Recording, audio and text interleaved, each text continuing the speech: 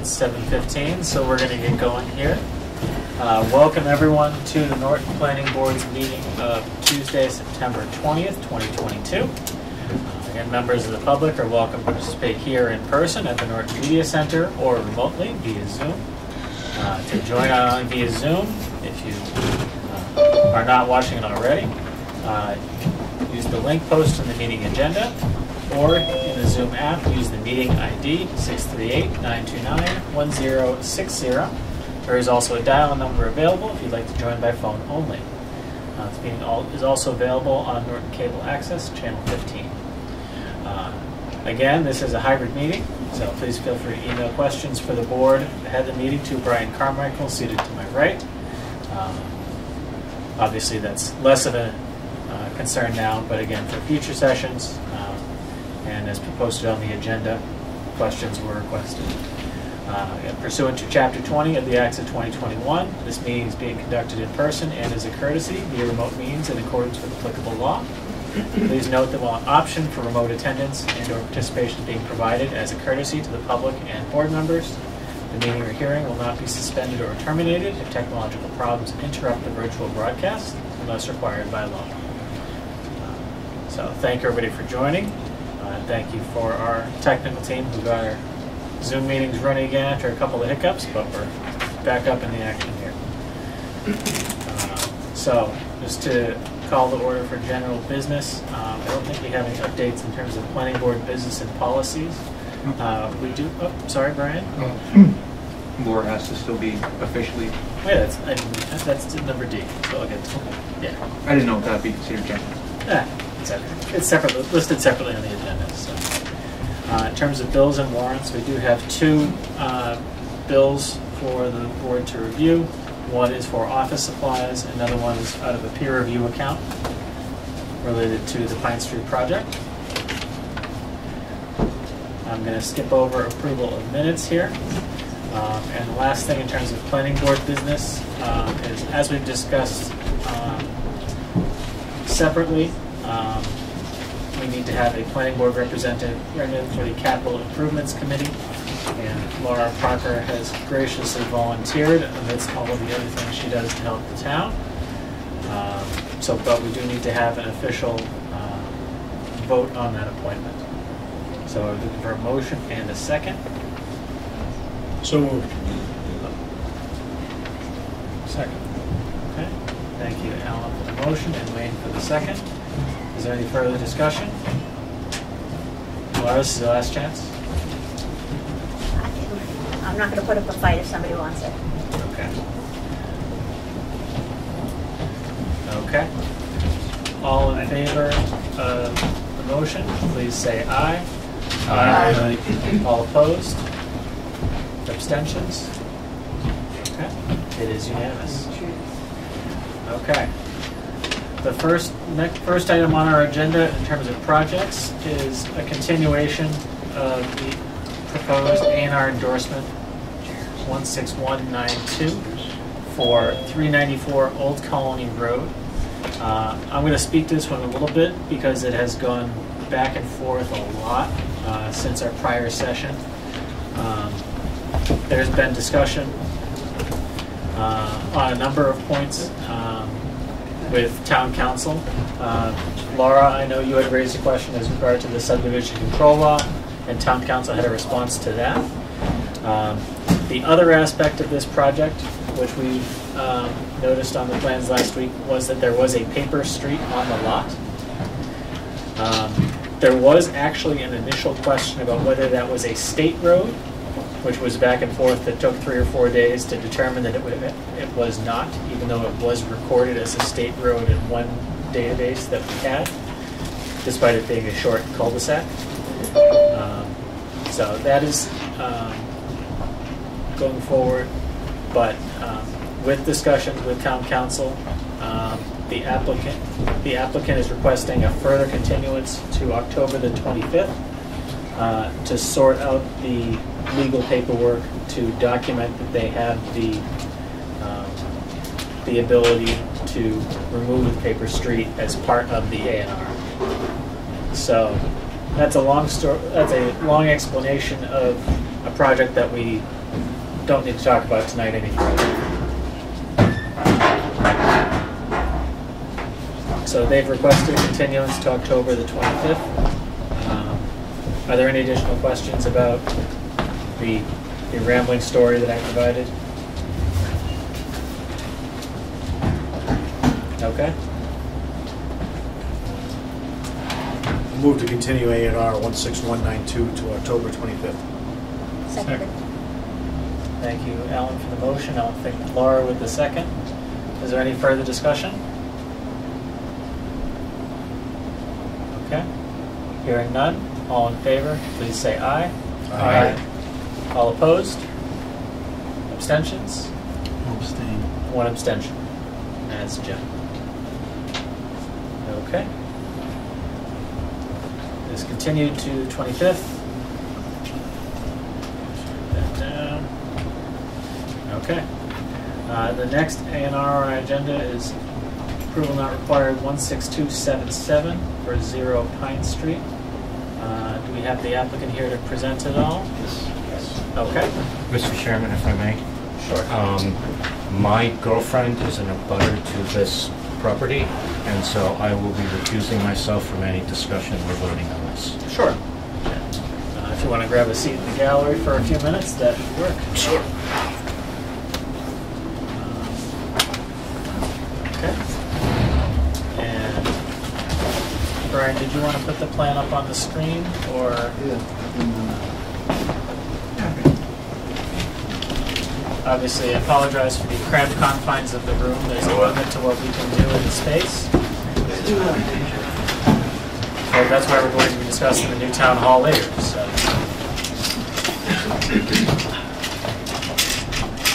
Oh, yeah.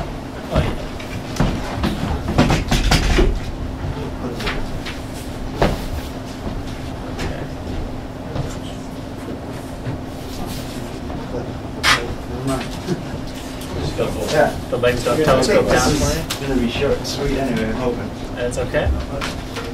So if you could just introduce yourself, Yep. the firm you're from, and then give us an overview of the application here. My name's Jason Smith, Level Design Group. We've worked on this project. It's a 15-acre existing vacant parcel of land. We believe it checks all the boxes for an A&R endorsement. It's got the frontage, meets all the zoning requirements.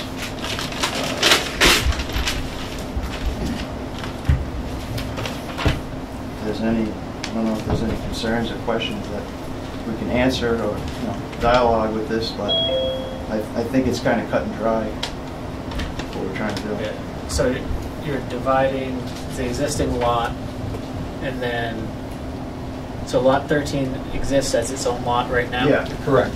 Okay. So it's just the remaining parcels being divided up into 5? Yes, but Okay.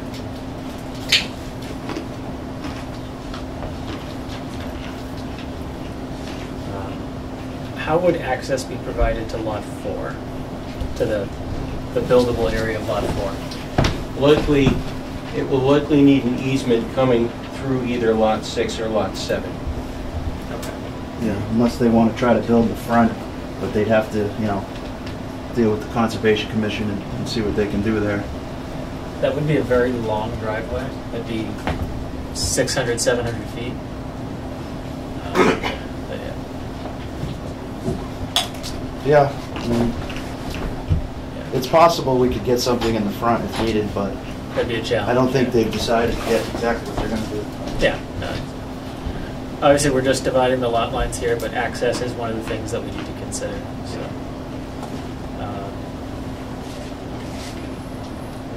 any members of the board have any questions regarding this? We technically need an easement on file or to do an A&R? We're just dividing the lot lines. Yeah, but if so- we can't prove access, we can't show access, it's kind of hard, right? To check that box. A lot does have legal frontage and access.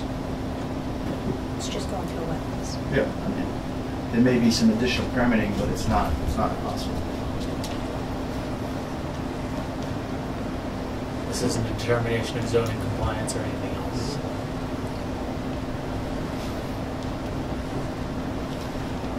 My only question was why you started with lot number 4 instead of starting with lot number 1. Well, the reason for that was there was a prior subdivision done with this section, and those were lots 1, 2, 3. Understood. That makes more sense. Okay. So this was all one larger plot at one point. It's been. I suspect so, yes. Okay. That makes more sense. Thank you for the context. Now my brain can rest easy.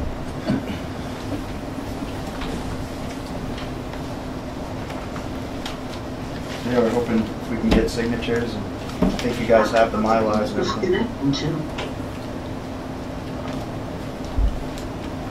What was that? It's just somebody threw the Zoom meeting credential. Oh, Any additional questions for the applicant for this approval not required?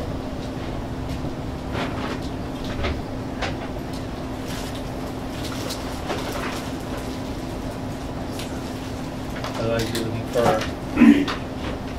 motion. Motion to endorse A&R 16277. Seconded. Okay. Thank you, Alan, for the motion and Laura for the second. Is there any further discussion on the motion to endorse? Hearing none, all in favor, please say aye. Aye. Aye. All opposed? Abstentions? So we'll just note that it's 6-0-0 with one member recused. Okay. We have this right here.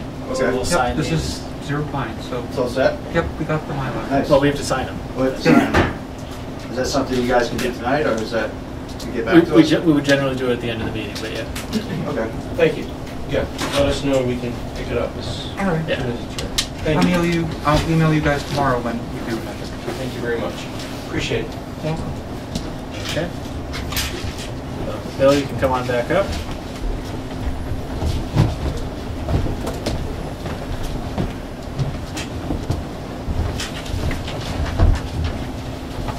Okay. And next item on our agenda is a modification to a special permit and site plan for Lucky Green Ladies at 394 Old Colony Road. I know the applicant is here, so I'll just ask if you want to come up there to the podium and just give a brief overview. I know that a number of members who are on the board now may not necessarily have been there one for your initial application. So just for context for you, go take it away. Sure. Brian, you have the PowerPoint. I have it on PDF. Let me just get it. So thank you, Mr. Chairman, and while he's pulling that up, I'll introduce myself. I'm Alyssa Nowak. I'm the owner of Lucky Green Ladies. We're a cannabis home delivery business located at 394 Old Colony Road. And tonight we are just going to be doing a minor modification to our site plan and special permit in regards to parking. Our original parking plan wasn't working out, so we came up with a new plan. In that new plan, we proposed to close deliveries down for 1 hour, and that will give enough time for our employees to change shifts. And in doing so, we had our traffic engineer revise our traffic analysis or parking analysis and found that we'll only need 12 spaces instead of 22. So tonight we are going to propose 14 spaces. And I have them shown where they'll be, but as regards to the location of the parking, they're still on our parcel at 394. Not off-site, but just changing which spots we'll be using. But that's pretty much the gist of it. Sorry. It took us a minute to get it there. You can go to the next slide already. That's just the traffic analysis. It's really small. I'm sure you wouldn't be able to see. So we're going to park 2 of the vehicles inside the bay. We have permission from Nick from Building Department to do so. We're doing Toyota Priuses, and they're about 5.5 feet in width. So we believe that we can fit 2 cars in the bay. It's about 19 feet wide. But for extra I should say safety, or to be safe, we're gonna move that wall over 2 feet so that, you know, it fits in there really nicely. And you can go to the next slide. And again, it's really small, but so with the 2 spaces inside, we'll still park, we'll still park our 4 over here. We'll use these spaces here, and then there's an additional parallel space there that I just got approval from Deputy Chief Robbins to put a parallel spot in front of the bay door. And that's really it. If you have any questions, let me know. So there's no new net parking taken out of kind of the, I'm just going to call it a communal parking area between all of the buildings. Yeah. Because I know trying to get all the parking spots you needed in the initial phase, it was a challenge. It still is. But. Yeah, definitely. But we think that with this plan, you know, it really only came down to when the shifts were changing, that there were so many cars on the site, but by closing the deliveries down for an hour. And I forgot to say that the employees will still stay at the facility, so it'll just be the drivers once they come back from their shift. They'll just leave, but the facility employees will stay. And just to restate for everybody who may not have seen the initial application, this is a cannabis delivery company. There's no members of the public allowed at the facility at all. So it's strictly, things are packaged up in the secure area, put in the cars with, you mentioned they're Priuses, but they're souped up for security reasons, and then they drive away. Exactly. Okay. So you're just looking, so for the modification, what we would be doing would be first making a determination that this would be a minor modification to the existing plan, and then we would take action on that application following that. If we have any additional questions regarding the changes, which is to the parking and the movement of interior wall.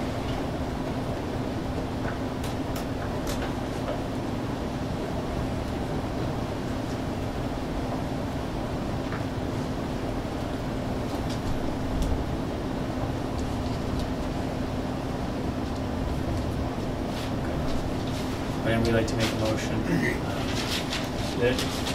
Do we have any further discussion about whether we feel this is a minor modification or whether this would be a major modification?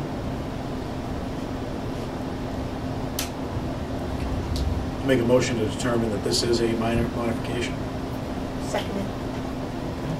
Thank you, Alan, for the motion and Mara for the second. Is there any further discussion on that?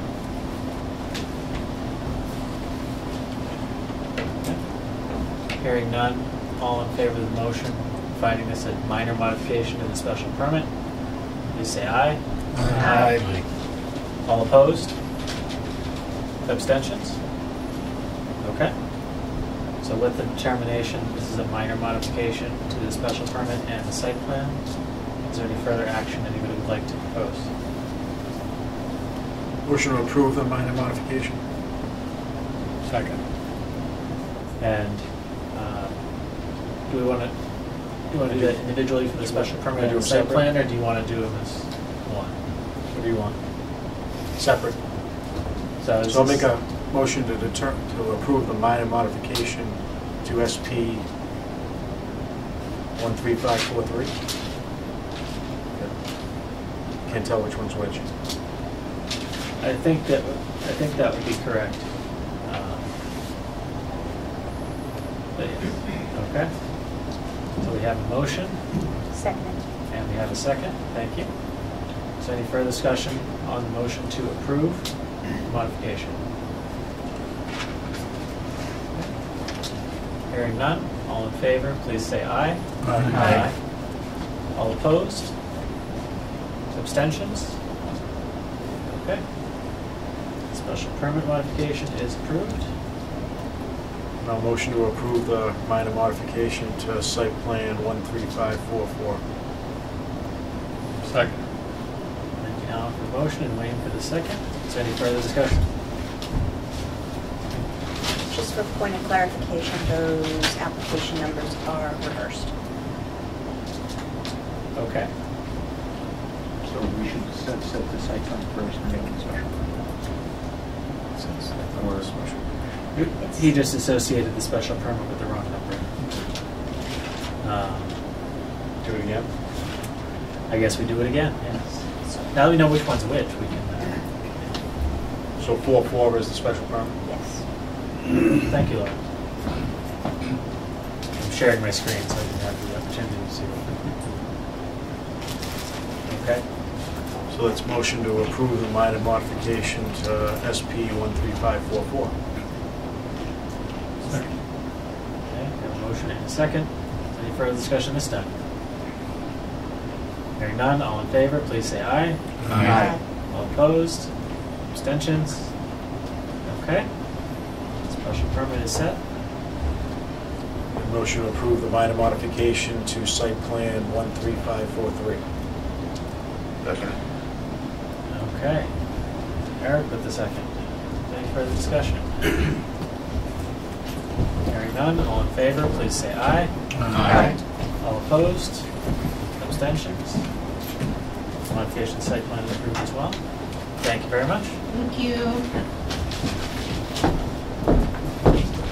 Okay. Moving into the special the public hearing section of our agenda. The first item up is account reimbursement request for 196 Mansfield Avenue. It was just a request to reimburse the remaining balance from the peer review. Brian, I believe you sent out a documentation around that earlier. Also, you're still sharing your screen. I will stop sharing my screen, thank you. So the project has been sold, so a new person will be funding the rest of the peer review.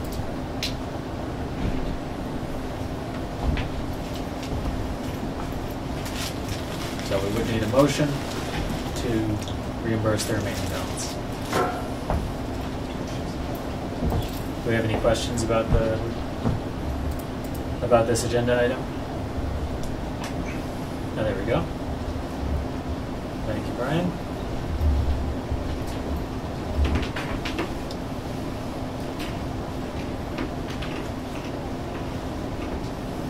Laura, you look like you have a question. No, I was going to close the public hearing related to it. Or do we have to? It hasn't. It's not a noticed public hearing. Got it. It's just related to the public hearing. Oh, for those that occurred items. previously? Okay. This is a previously approved project that's, yeah. Motion to approve the reimbursement of the remaining balance from peer review related to special permits 13540. Can I do both at the same time, or do you want them separate? You can do it. It's one account. And 13479. Okay. Thank you for the motion. Is there a second? Second. Okay. And here. Yes. I think that was Wayne by here. Okay. Is there any further discussion on the motion to approve the reimbursement from the peer review account? Okay. Hearing none. All in favor, please say aye. Aye. All opposed? Abstentions? Okay. Moving on. The next on our agenda is the continuation of definitive subdivision 13932 and special permit 14704 for 0, 126, 128, 154 Pine Street and 0 Wood Road. That has been continued a couple of times, and they are looking for one additional continuance to our next meeting next week. And we had documentation from the applicant to that effect that Brian forwarded. Brian, obviously they're only asking for a 1-week continuance, so they feel that they're going to have everything they need. Right. Obviously. One of the things they said that they felt like they wanted to give the peer reviewers some time to review their responses before coming. Okay. Okay. I think that it may be helpful, just if we have any further correspondence with them this week, to make sure that they do kind of an overview of what's changed since the last time we saw them, since it has been sometime. It will have been since at least the 26th of July. I forget when the actual time they were actually here was. But yeah, that would.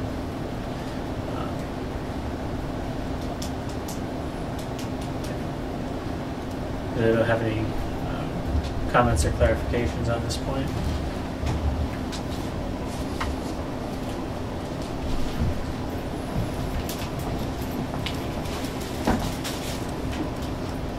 A motion to continue definitive plan 13932 and special permit 14704 to September 27th. Second. Okay. Thank you, Alan, for the motion, and Eric for the second, right? Any further discussion on the motion to continue? Hearing none. All in favor, please say aye. Aye. All opposed? Abstentions? Okay. Continue to the 27th. Okay. The next item on our agenda is the site plan review for 0 Hill Street.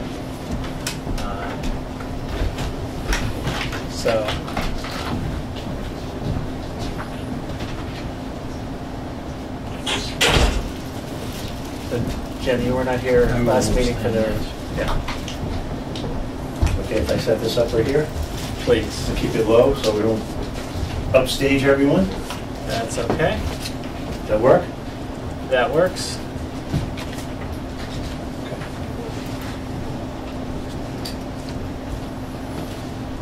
Okay. Good evening once again. My name is Michael Dryden. I'm the Senior Project Manager with Allen Engineering. Here this evening, once again, on behalf of Kessler Machine and Fabricating, and Mr. Joe Kessler is joining me this evening. As you may recall, at the last meeting, he was unable to attend, and you had some questions. So we are prepared to give you answers to those questions. According to my notes, Mr. Chairman, there were 4 items that were outstanding that I was not comfortable answering at that time. Well, not all of them. The first one, let's start with the fire department. You had asked me to reach out to the fire department, so I reached out to Deputy Chief Robbins. Brian, you were on that email chain as well. Excellent, excellent. So I essentially sent him this plan that's before you right now.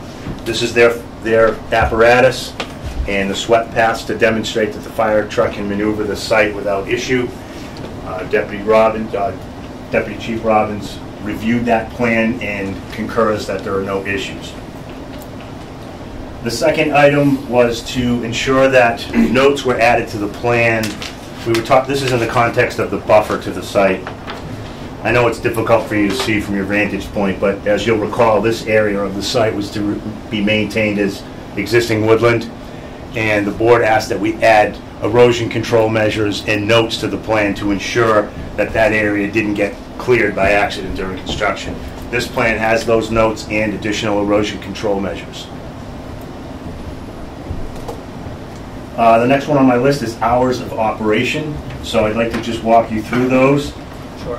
The proposed hours, Monday through Friday, would be 5 to 7 p.m., 5 a.m. to 7 p.m., Saturday 6 a.m. to 4 p.m., and Sunday the facility is closed entirely. Those to 7 to 5, Monday through Friday, and then Saturday is 10 to 4? Is It's that actually Monday through Friday, 5 to 7. reverse that? Reverse that. Saturday 6 to 4, and then closed on Sunday. Okay.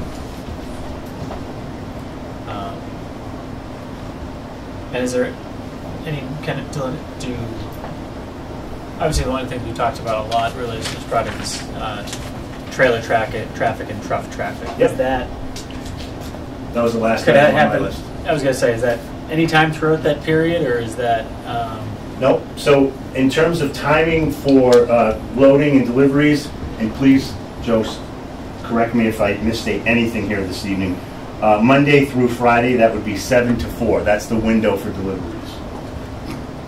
And there was some concern about the ability of the site to accommodate tractor trailers.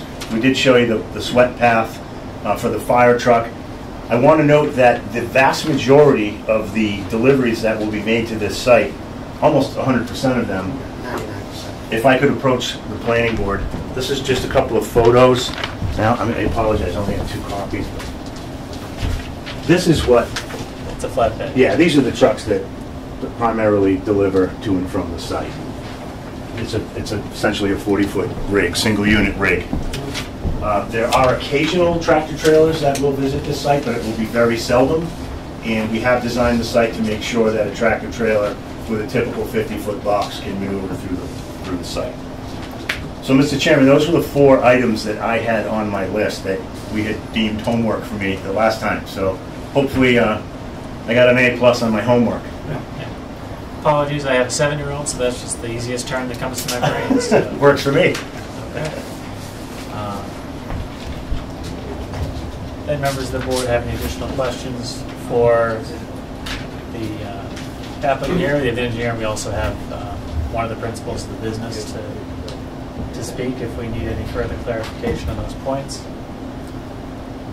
Did we talk about a landscaping plan showing, adding to that buffer? Didn't we talk about that? We did talk about that a little bit, but I thought where we ended was to make sure that we added notes and to bolster protection of that existing buffer. I remember more the conversation of the buffer being thin. Yes, possibly, yeah, we talked about that, adding- but I don't recall actually talking about adding landscaping. We can certainly add some evergreen shrubs, you know, adjacent to the entryways. What we don't want to do is block site distance. So Correct. if we maintain that site distance, there's some ample, there's a few opportunities where we could add some shrubbery, but the goal here is to keep what understory is there and maintain that existing, it's about 32, 36 feet wide of existing vegetation. Really just screening noise and sight lines from the neighbors is all I was thinking of adding. Trees, adding, you know what I'm saying? I mean, we really don't have much as in noise. Everything is kind of contained in the building. It's Yeah. not like we're, you know. Yeah, there's no It's- fabrication that occurs. No, I understand. I know what the business is. I know where you are now. I drive by it all the time. More, we've talked about it before the last meeting. It's industrial business in a residential neighborhood and trying to do everything possible we can to buffer them from the neighbors, which is in the bylaw. It's not out of our purview to talk about buffering. Sure, it definitely should purview. Perhaps I misunderstood. I could be misremembering also. Well, and I remember asking if the trees were deciduous or not, and the answer Yep. was that they are. And so that's Predominantly, not entirely. right. Yep. And that's when there was, I believe, some discussion about the evergreen screening in order to help block light and things like that from the residential neighbors. We can certainly add some, arborvitae type evergreen plantings. Again, as long as we don't impede sight distance.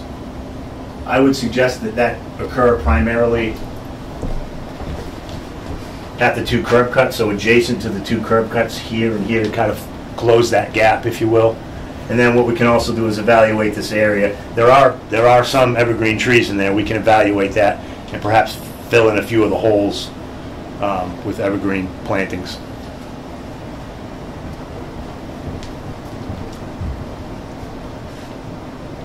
I could just put in a request for something other than arborvitae. We have a significant deer population. Juniper would be better. I'm not a fan of arborvitaes either. People tend to like them and they are effective, but in a deer situation they will be browsed heavily. So Yeah. We'll choose something else, like a mountain laurel perhaps, or Anything deer resistant Austrian would be great. pine, something like that. Thank you. The deer are hungry enough, they'll eat anything, but Yeah, all of our arborvitaes in this town look like hourglasses. Yes.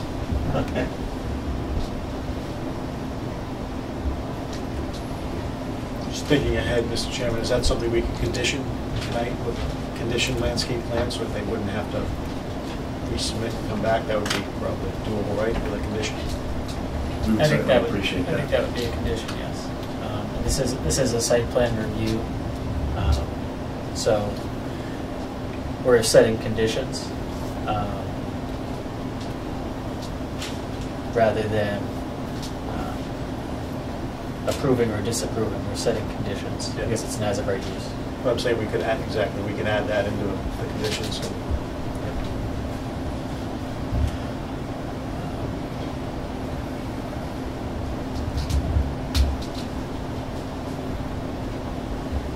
Anybody have any additional questions for the applicant here?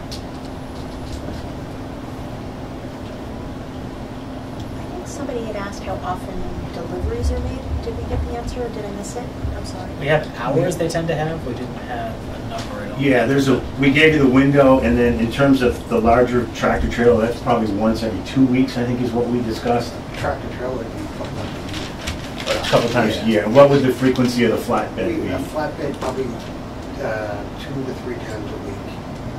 We probably get UPS maybe once a day, but not more than So do like. I. Yeah, your UPS trucks are Yeah. daily. But, you know, Grant Steel will come usually twice a week, sometimes 3. Yeah, there were quite a few concerns from the neighbors about traffic, and I hope that the information that we presented will put their minds and the planning board's mind at ease. This is a small facility. It's not a big traffic generator by any means, including truck traffic. Obviously, in an area where I think everybody agrees there's a problem with cars maybe not following the posted speed limit, that we want to avoid putting additional irritants into that area. But yeah. Okay. So do you have any additional questions for the applicant here?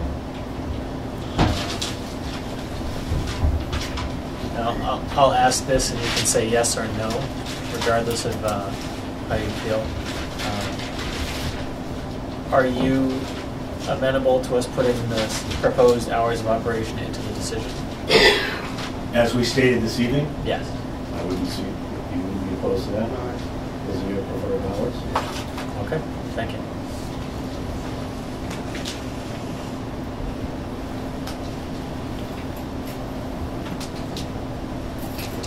Can I just ask one question? Sure. Would that include me sitting at my desk? Would that be like working hours or like the building hours? Only I understand what you're being trying a to say. Small yeah. business, self-employed, I can spend Oh, yeah. hours at my desk. I can just be at my desk. The building's shut down, nobody's there, crickets, and I'm at my desk. I understand if you're gonna say, that's it, you can't, then I guess that's it, I can't. But if you're gonna, if you could word it so I could still use, then. I understand what you're saying. I think regardless of what we put, I think it'd be very hard to enforce you sitting at your desk and not being there. Right. But yes. I think the hours are more geared toward, full operation, doors open, people coming and going. Exactly. Things of that Yeah, nature. That's the. But understood. Thank you. unless you want us to. No, I mean. Get you out of the office. Okay.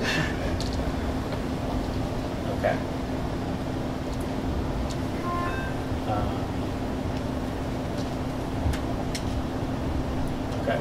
So we have. Again, it's a site plan review. We've discussed potential condition on landscaping. We have potential condition on hours of full operation.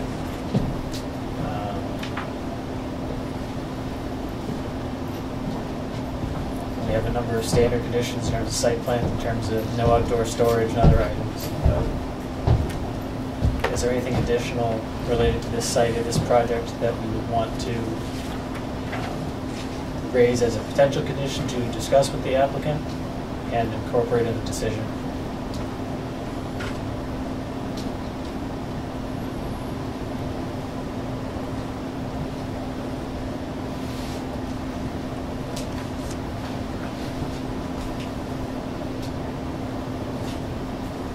Okay.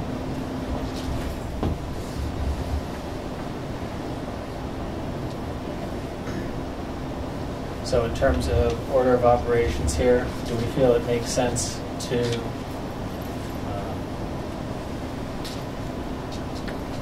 motion on the application now as a conditional approval and then approve the decision at our next meeting? Or would we like to lay out all the conditions now and include them in the initial motion? And do we want to do it all now, or do we want to see it in front of us and see if we want to make any track changes when we see words? I think we can do it all now. Okay. It's a fairly simple one. Are we going to do neighbors, abutting neighbors, or are we going to? Yeah. Before I see if anybody from members of the public want to come up and speak, are there any other questions for the engineer or the applicant here?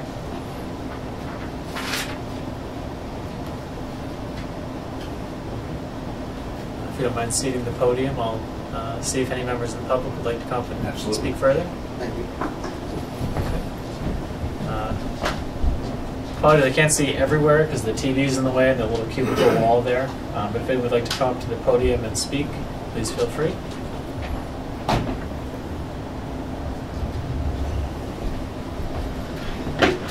My name is James Carter, 0 Hill Street, residential side of where my property is. I have couple questions maybe.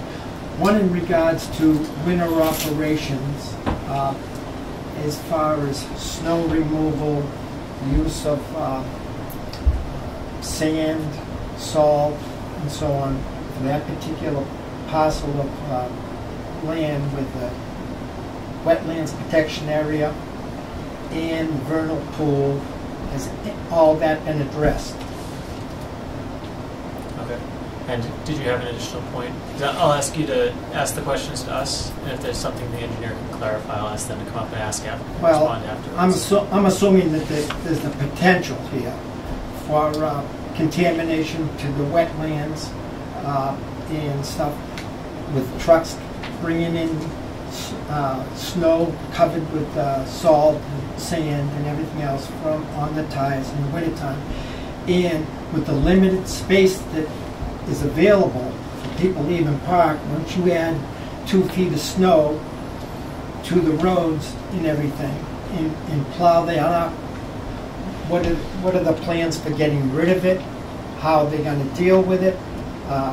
The parking spaces are only 13, I believe, and it's going to be hectic, to say the least. Not to mention that we want to protect our water resources, which are very important. And we have a vernal pool on board. This all should be addressed, I feel. Other than that, I'd just like to read a statement from one of the residents who has to work nights and couldn't come to the meeting. And so maybe I could just start with the fact that many of the residents of that neighborhood have signed a petition to limit the traffic, specifically the truck traffic on that street. And this is one of the residents here. And she's concerned with the fact that once the rail trail goes in, there's going to be additional congestion on the corner of Crane and Hill Street with families and kids coming down to ride their bicycles and so on at that location. As it stands right now, Wheaton College has a track team, and their runners occasionally use Hill Street as a training street. And the other day it was observed by this resident that they were running down the street and an automobile, just an automobile, not a truck, came by and forced all the runners off to the side of the road just to get by.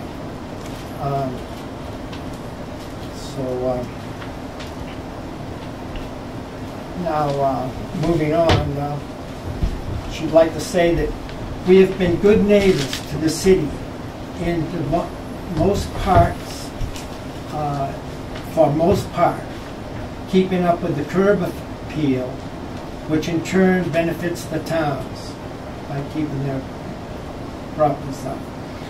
However, Hill Street has become a dumping ground for businesses, shooting ranges, water waste management, solar farms, wastewater treatment, town animal shelters. We have accepted all of this. But with this new company coming in the unknown as to how it's going to affect, I think a study definitely has to be made because it doesn't appear that this is the proper place, entrance and egress, Hill Street, for this particular operation. It would behoove them to have an entrance and egress in the industrial park. That's about it. Okay? Thank you, sir. I appreciate your time. Thank you very much. Thank you. If you could just come briefly, just to, I can't see it marked on the plan. Is there a snow removal area marked? Yes, it's on the layout materials plan. There's 2 areas for snow storage. And of course, we do live in New England and we have to deal with snow. We've designated the areas. It's marked. Oh, gotcha. Storage area. Okay. Yeah. So those shaded areas. Okay. So Yeah, the idea is so you could marked. push along that major part of the parking lot and store snow. Thank you. So, and of course, in an extreme winter, if there's a lot of snow and Mr. Kessler has to run his business, he would figure out a way to move snow if need be. But that would be a rare occasion. Yeah, but it is marked on the plan. So It thank is. you. I was looking at the page that we have in front of us. I didn't see it, and I knew that you would know exactly where it was. So, thank you. You're welcome. Okay. You want me to address the sand and salting issue? And that would go in terms of if the snow was coming in with sand and salt, that it would go to the same snow removal area. Yeah, I think it was in the context of the wetland resource areas, which of course, any conditions will be imposed by the Conservation Commission. That's their purview. But just to tell you, just so for the audience's sake, the stormwater management system does remove total suspended solids. In this case, 44% pre-treatment, and then ultimately more than 80% with the stormwater management system. And then again, any salt or de-icing materials will be regulated by the Conservation Commission. And it's well within their purview to do that on a site like this with resource areas in close proximity. Okay, thank you. You're welcome. Any members of the public like to come up and speak further?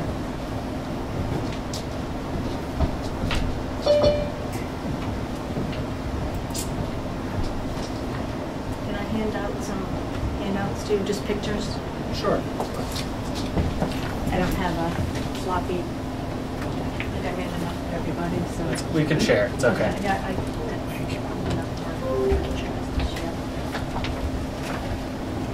I took these today. My name is Amy Conway and I reside at 61 Hill Street. I did speak at the last meeting, but, so I took pictures, if you see, these are of Hill Street. Hill Street was in my opinion, was designed as a residential street. It's only 21 feet in length from one side to the other. I couldn't find the information on what the industrial width of a street should be, but I did go to Leonard Street just to get a sense of, it's 35 feet long. Wide, sorry. Wide. This street is only 21 feet from edge to edge with no sidewalks. It's very narrow. And if you look at my pictures, there is a curve. It's not like a straight road. I mean, there is a curve. And one of the pictures that I'm showing you is, I actually, in taking these pictures, was actually quite dangerous because I had to keep stepping off the road as people, even though I was standing there, would kind of go pretty fast. But on one of these pictures, you can see pretty deep, some truck imprints. And it's not far from where the proposed entrance is for this site. Now, that is kind of like just as the curve is in the road, with only being 21 feet and the trucks coming down and the cars, you can't, a truck and a car cannot be in each lane and not kind of have to move around. It's not a really wide road, and with that curve, it makes it even more of a blind side if you're coming around. So I did take pictures of kind of like the inside of where that site is located. You will see that a lot of these trees are deciduous trees. So there's not a lot of pine trees over here. So once these leaves fall, this will be a pretty empty space in terms of visual, blocking noise and or fumes. At least you can see from these pictures. I don't really see a whole lot of pine trees in here. I did include, this was again today, there are lots of bicyclists that come down this road, and I believe on Saturdays, Norton has a Norton bike group. They come together, they meet somewhere, and they all come down Hill Street, and they do a route somewhere. But I can tell you, my dad sees, there's a group, and they're all talking on the phones, but this road, because the bikeway is behind us, they use Hill Street to cut through to get to that bikeway. So it's, just from a safety perspective, again, given that this road is only 21 feet, you've got bicyclists and joggers all the time on this road. To increase traffic, and now by like 5 a.m. to 7 p.m. and now include Saturdays, at least we only had Monday through Friday traffic from Waste Management or some of the other industrial buildings in the area, but now to add traffic on a Saturday, so our only peaceful day is going to be on Sunday to minimize at least commercial traffic. We have to deal with the residential traffic, I understand that, but to try to to lessen the commercial traffic, my husband's a delivery driver.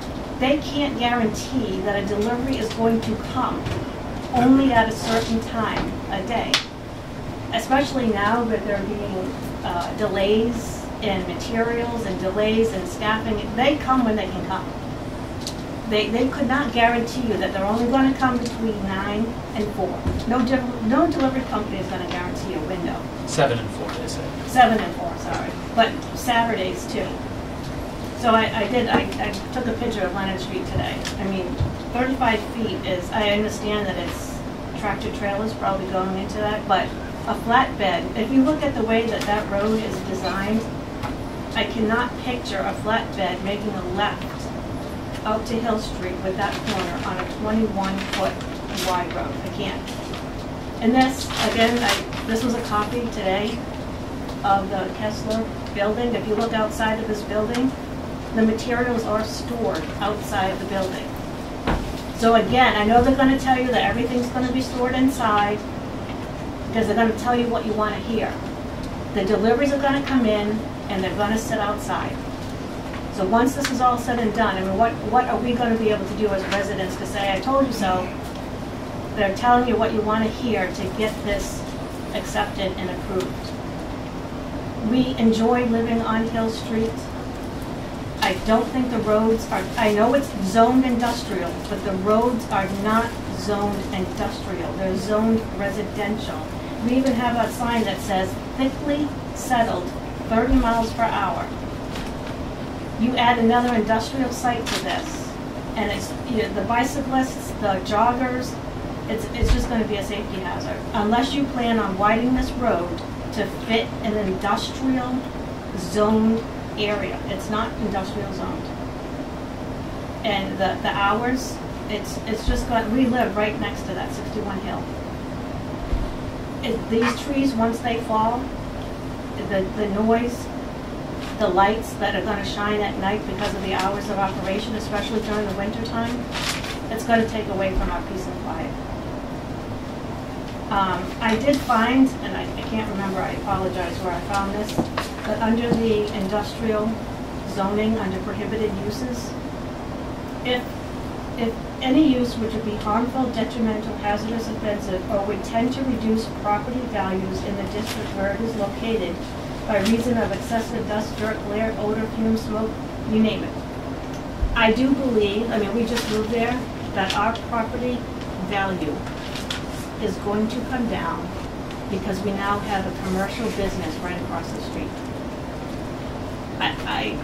Obviously I'm not going to move now, But I do believe that this is going to deter from our property values on Hill Street by having a business literally right across the street. Sorry. I think that's all I had to say. I no disrespect to the business, but I believe it's, again, with the roads, it's not catering to an industrial business. Thank you. And I'll just say what I mentioned about no outdoor storage is one of our standard conditions for site plans for buildings of this type. Say that again. The no outdoor storage is one of our Yes. fairly standard conditions for a property, for a building and application of this type. And that is something that can be enforced by the building commissioner and anybody else. So if that is something that is not being followed, then the building commissioner has the authority to use their office. I'd also like to know, though, if the roads, you know, is there a width requirement for industrial zone? There is not. Well, that's unfortunate, because I do think if you look at, I gave you the pictures, the way this road is curved, and I don't want to listen to, because if that truck is trying to turn, we're going to actually, I would hope too, rather than heading north toward South Washington Street, that these trucks are going to be instructed to go back toward the industrial park and go out through the highway that way. But that's going to be a really tight corner, making a left out of Hill Street and heading toward Taunton instead of up the other direction toward the residences. It's tight. And I'm going to imagine I'm going to hear beep, beep, beep, because they're going to have to back up in order to make a left-hand turn out of Hill Street. Yeah. It's tight. If you just look at the way that the road is designed, it's curved. Unless you widen that section, in order to make that cut, they're going to have to back up and then like a 3-point turn to get out of there. They do have a fairly decent straightaway coming out of the site, but I agree it's a narrow road. It's a very narrow road. And I'm not sure which way GPS would send drivers. I can It tell could you go which either way way. GPS is going to send them, because we see all the other trucks that come by, I'm sure by GPS. To go up South Washington and go behind Yep. the hotel. Yes. Well, they go up South Washington and they come downhill to get to the park. I was thinking the other way. Oh, yes. Mostly they're coming off of 123 to South Washington, coming down, because it's a shortcut.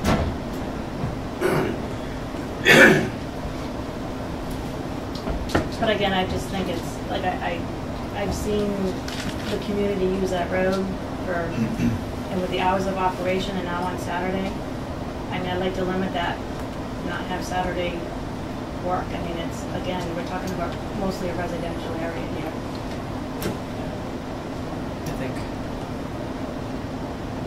I think the hours of operation they proposed for an industrial zone is not unusual.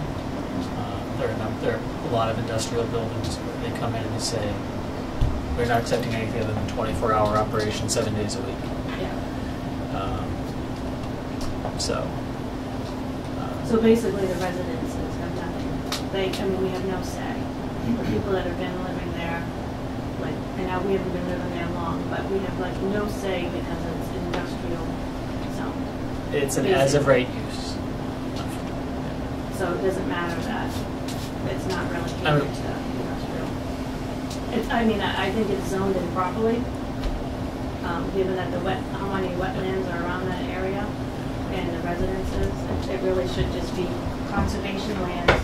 And you saw how thickly wooded that area is. They're going to be destroying a lot of the woods too. I mean, conservation is also conserving the land and the habitat that uses that land.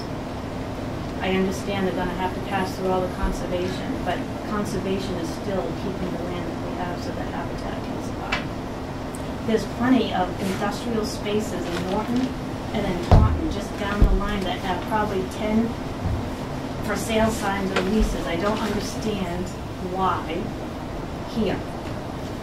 When he's 1.1 miles from the highway already. I'm just saying, I get it, it's a lost cause, but I hope that the residents have something to say to this. Yeah, Because the property values are going to go down, so I hope that means our taxes are going to go down, because this will hurt. It will hurt. As I think other members have said, we're going to do what we can to screen the property as best we can for But the you can't do neighbors. anything about the noise and the light and all that. You can't. You We've- can only put trees up so high that are gonna protect that, but you can't protect the noise. We reviewed the lighting plan. The I know, lighting has The straight down noise- lighting. The noise factor and the traffic, you can't do anything about that. That's a fact. It's going to increase. It's already a busy road. This is going to increase it, not only by Friday through Monday, but Saturday too. Understandable.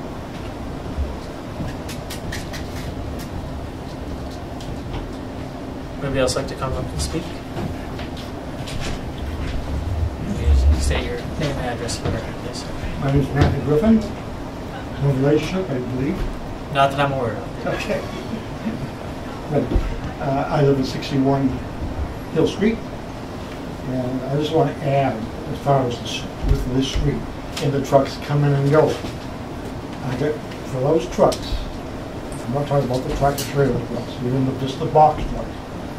With that street, they're going to take up the whole street, going in and coming out.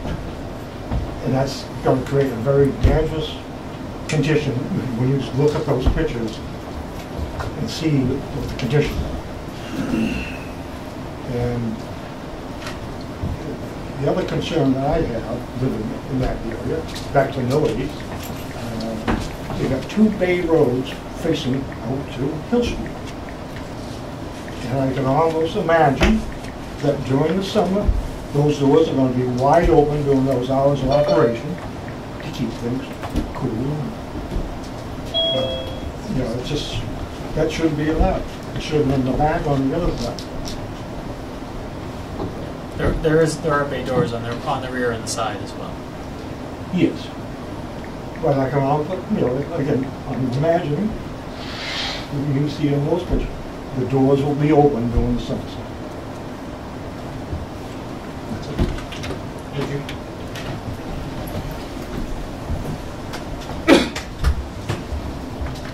Would anyone else like to come up and speak?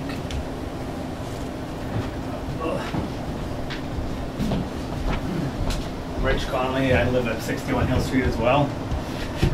I have a concern of the, he said they took a picture of the fire truck going in and out of there.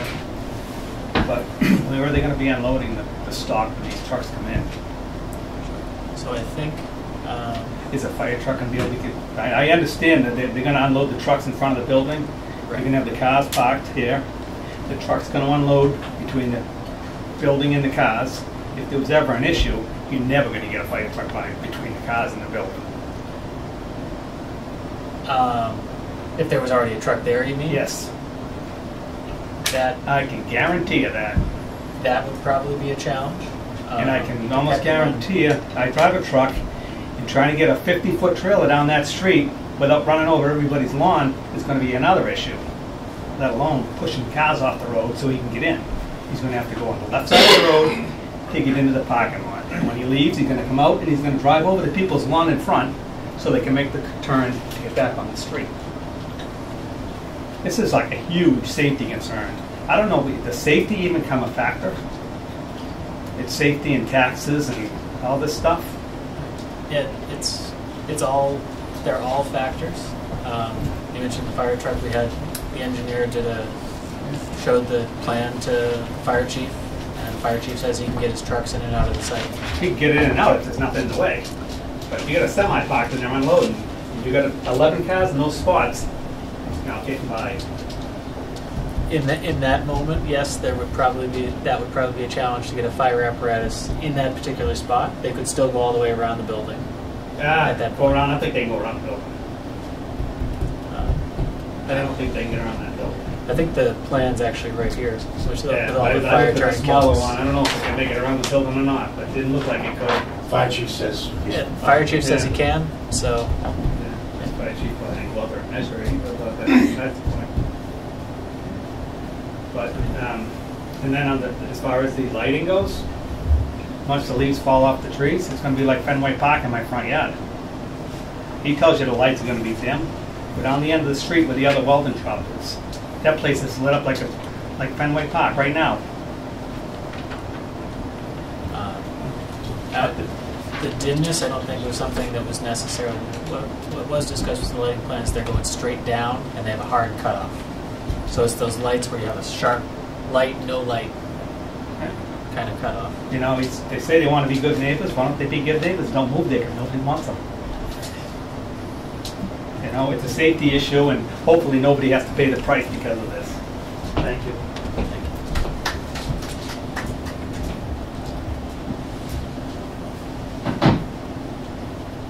Anyone else like to come up and speak?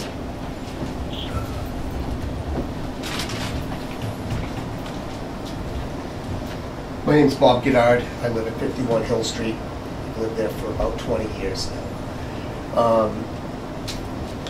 Quite a few years ago when we had Mr.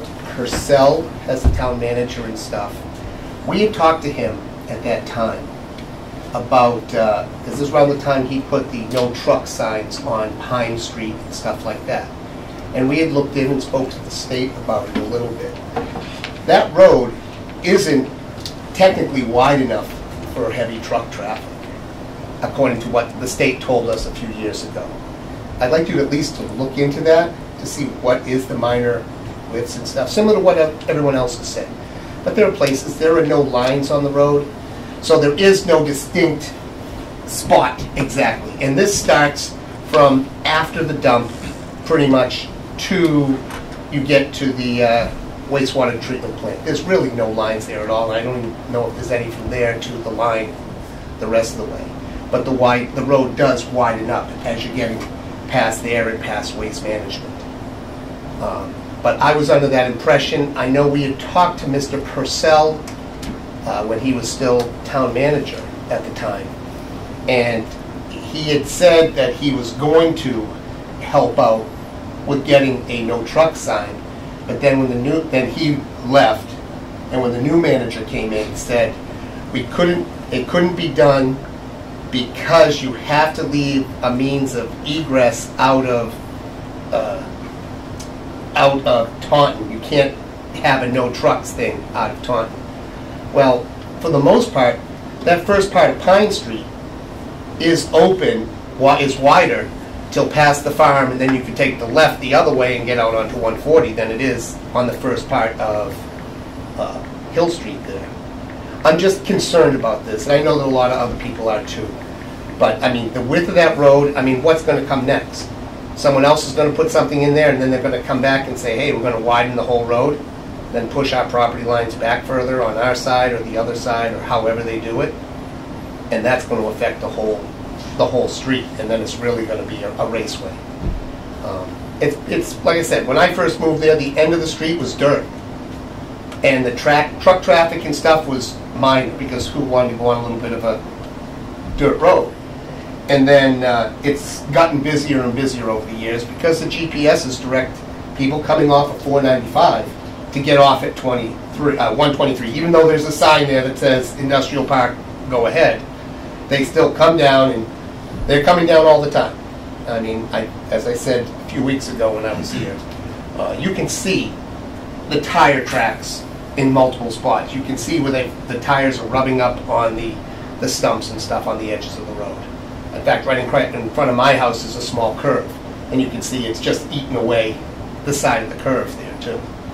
And that's my biggest concern, is just similar, is what is wide enough or not wide enough to allow vehicles to go down. I mean, back in the day, the town manager put a no truck sign on Pine Street. We also had a selectman that lived on Pine Street. Did that help the whole situation? Possibly. There's no selectmen that live on Hill Street that I know of. There's nobody really high up in the government either. So, I mean, we're on our own here. So, thank you for your time.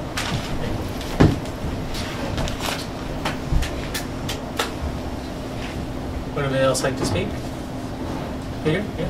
Yes, Peter Wiggins, 157 Mansfield Avenue. I found this article in the Taunton Gazette from 2011. It says, a border war of sorts has been heated up between Taunton and Norton over the planned construction of an Allied Waste Services vehicle maintenance facility on the town's Hill Street end. It was Taunton Mayor Charlie Crowley and the Norton Town Manager Jim Purcell at the time of the exchange emails this week discussing attraction waste.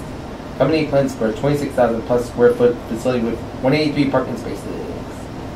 And the boulevard empties out to Bay Street, which in turn connects to I-45 gateway to Boston. Prominent in other commerce series is in Charlie Cross said they can use the roads in Norton instead. As Charlie Cross said the daily caravan trucks will forever weaken the boulevard, which had been disrepaired for some time. He also said that Hill Street needed a new culvert and the traffic light will be required to handle traffic additional light. And as well, Crowley said he would vigorously oppose it, and we. Thank you, Peter. Thank you.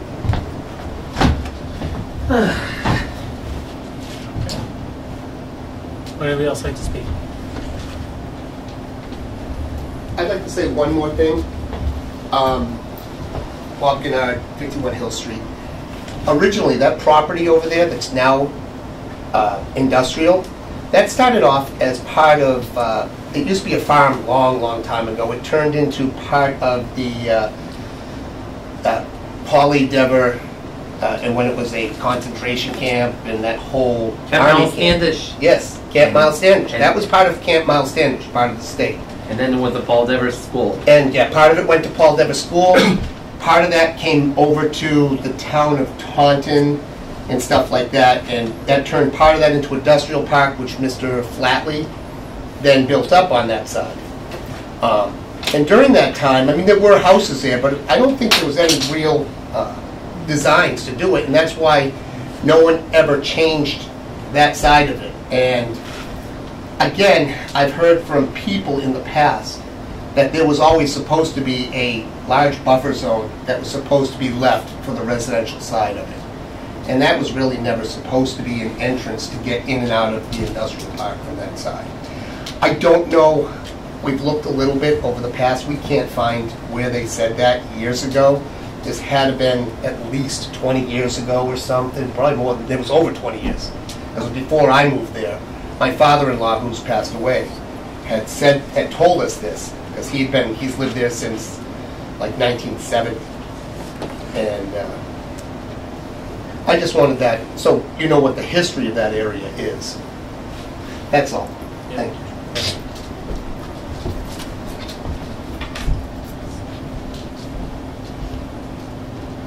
Anyone else like to speak?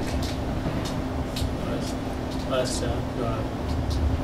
come back up, and I'm not sure if there were specific points that you wanted to respond to in terms of that discussion, but obviously we talked about I think, Mr. the Chairman, levels of truck traffic and things like that. Yeah, I mean, most of the things we did discuss at length last time, and of course, everybody understands the concerns of the neighbors. This is a classic situation where you have residential on one side of the street, commercial on the other.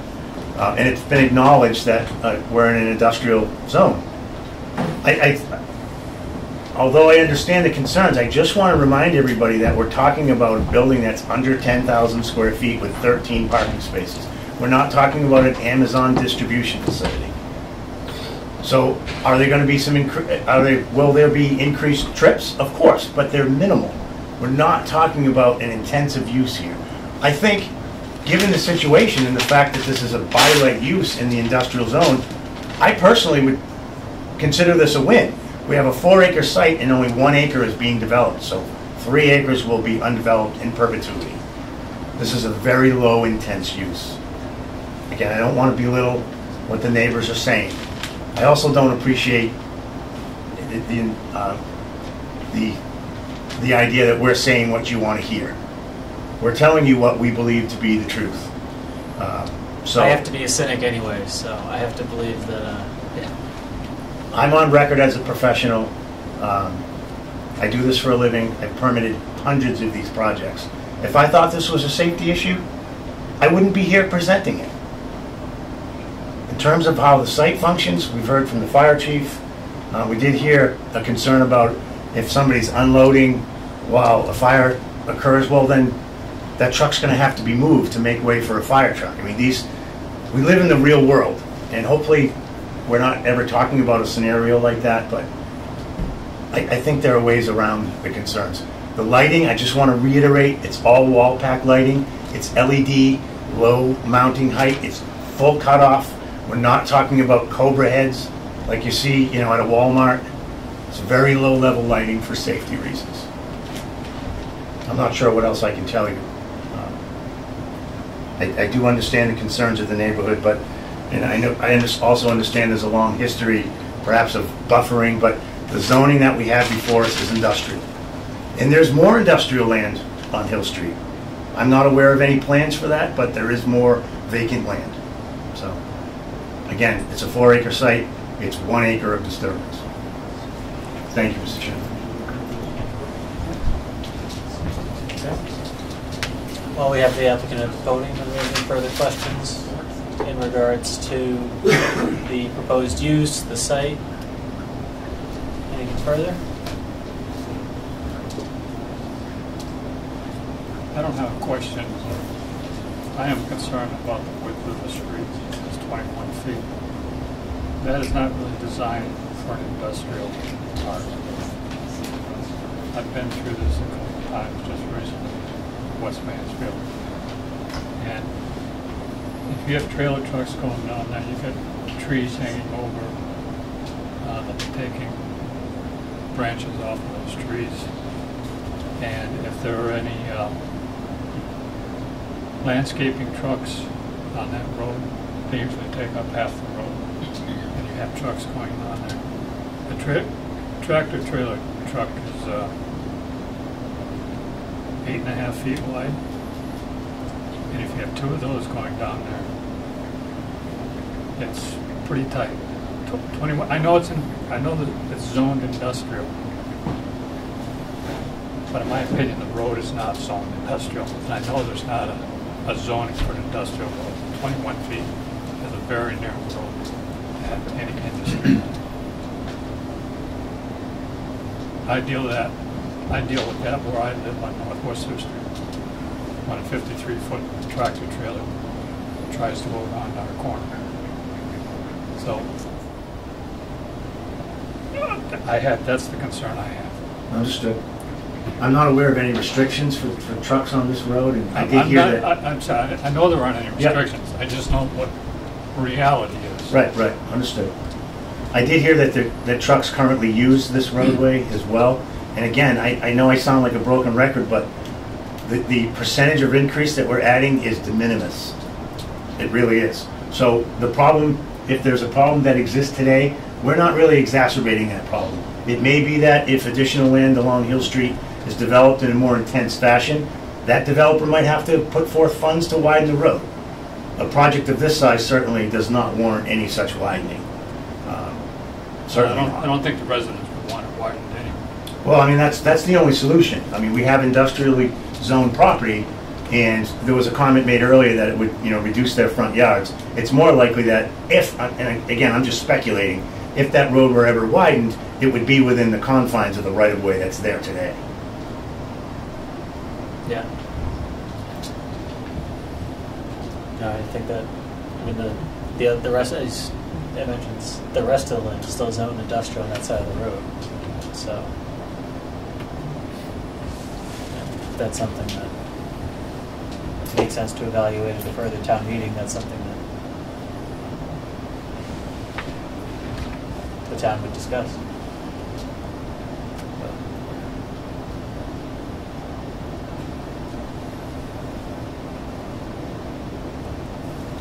And that's something that a resident could put forward as their own article if they wanted to.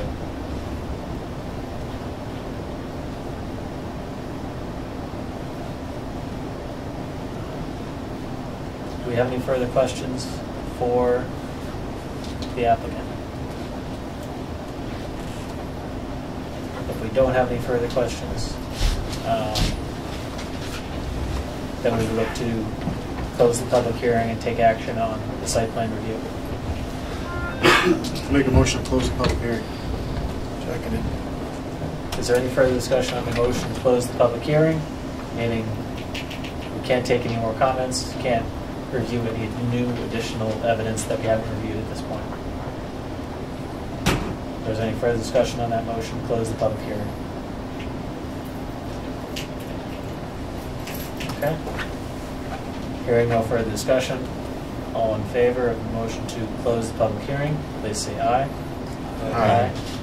Okay, so that's nay. And abstentions? Yeah, and Jim's abstaining. Okay. So, public hearing is closed. This is a site plan review. We've talked about conditions in terms of hours of operation, in terms of landscaping.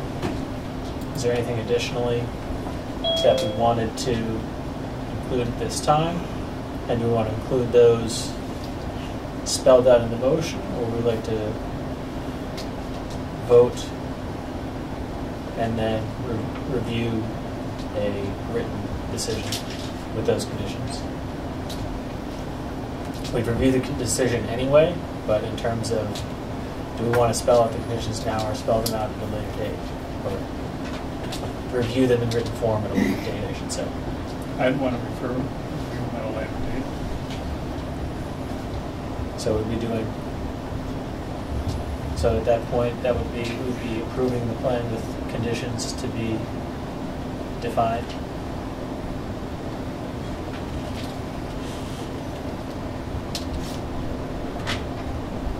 Is there anything further?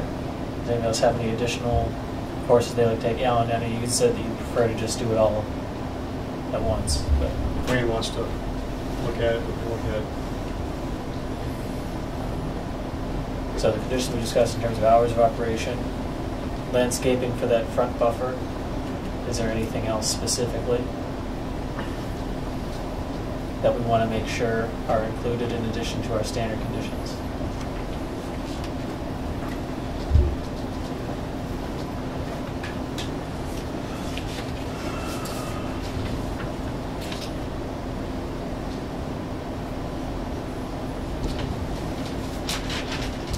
So I'll make a motion to approve SPR 15808 with the standard conditions plus the stated hours of operation and the additional landscape plan to be reviewed at our next or following meeting. Seconded. Okay. Is there any further discussion on that motion?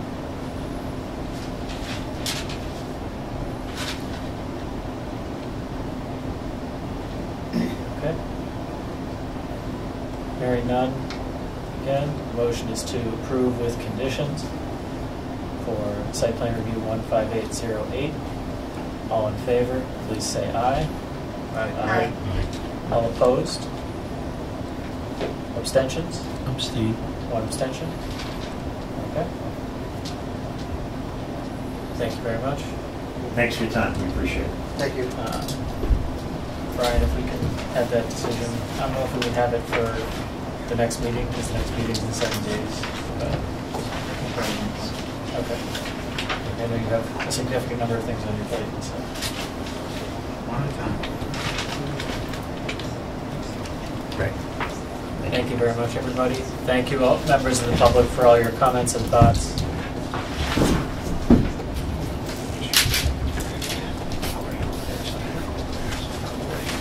The final item on our agenda this evening is the special permit and site plan review for 120 Mansfield Avenue.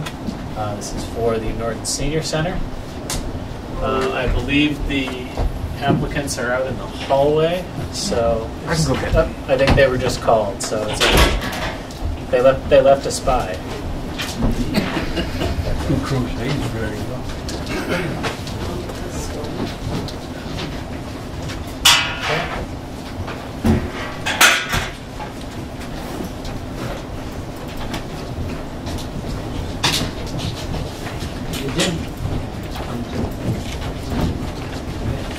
And I'll let whoever from the team at VHB or other firms would like to come forward and present here. And again, just to state your name for the record, and we'll pick up where we left off in our last meeting. Sure, thank you. Good evening. My name is Scott Lindgren. I work for BHB, a civil engineering firm representing the town of Norton. Have here today with me Michael Viveros from DBVW Architects and Matthew Keeley from BHB, who is the project's traffic engineer. So, thank you, Brian, for putting that up. Just a brief recap, and then we can get into some of the newer information. We were here a few weeks back presenting the new senior center off of Mansfield Ave. I know we had a very good dialogue discussion talking about the site planning, talking about the landscaping and utilities. Since that time, during that meeting, we continued. There was some reviews happening on the Conservation Commission side. There was some questions asked from the board concerning some parking and traffic information. And at that time, we continued it to further this discussion today. Since that meeting, I do want to let everybody know here that the Conservation Commission closed their hearing and is granting an order of conditions for the senior center project. So that's in process. We've been notified by the Board of Health that the design is acceptable for the septic system, and they're awaiting the planning board's final approval before they grant and issue the certificate of approval. Last week we met with the town zoning board of appeals. As you know, in our last testimony in front of you, we needed to apply for a variance for the parking zoning regulations requirements. During that hearing, we presented some information clarifying our parking approach. I'll go through that today, but during the hearing last week, the zoning board granted our variance for the parking for the senior center. So that's a quick small recap of what's been happening over the last couple of weeks. Right, sure we can, the existing conditions, we talked about that last time, and maybe go to the next one. Brian, there we go. So the next one, more rendered. There we go. He's there. It was just delayed. It was just delayed. Delayed. If you recall last meeting, there was a couple specific questions that we needed to provide some additional information on it, and they were very good questions. One that I'll speak to just immediately here was talked about site circulation, and we talked a little bit about the senior center and how the operation of the parking facility would work for not only in front of the senior center where there's the drop-off and some handicap parking, but also the larger parking field to the left of the senior center in this image. That is a one-way circulation. We spoke a little bit about the pickup window and the reasoning for the one-way circulation being clockwise and how that approach. But there was one question, and it was a very good question, concerning if cars were exiting to Mansfield Ave from this left entrance, would they impede cars entering and being able to turn left around the one-way intersection? And we took a look at that and reviewed that good suggestion or comment that there is an opportunity for us to create a gap, and by putting a stop bar and a stop sign at the location of pretty close to where the arrow's pointing here, there's an additional stop sign. It allows a few cars to be in the exit lane, and then to have a gap for people that are turning right or left into the site to be able to take a left in between cars as they're going around the one-way circulation. It also allows the people that are exiting to actually visibly see the two cars or a car that might be stacked waiting to make a left-hand turn onto Mansfield Ave, and to delay their approach enough so they can pull in and have that movement as well. So this works for that entrance there. And there are additional cars that are coming around the one-way, and they're a little impatient and they want to, bypass this, there's always the opportunity and take another left or right. And there's also an opportunity to exit off of the right-hand side to exit more car volume from the site if it's necessary. So that was one good question that we wanted to discuss today, and let you all know, that we're solving that question situation. So, Ryan, the next slide.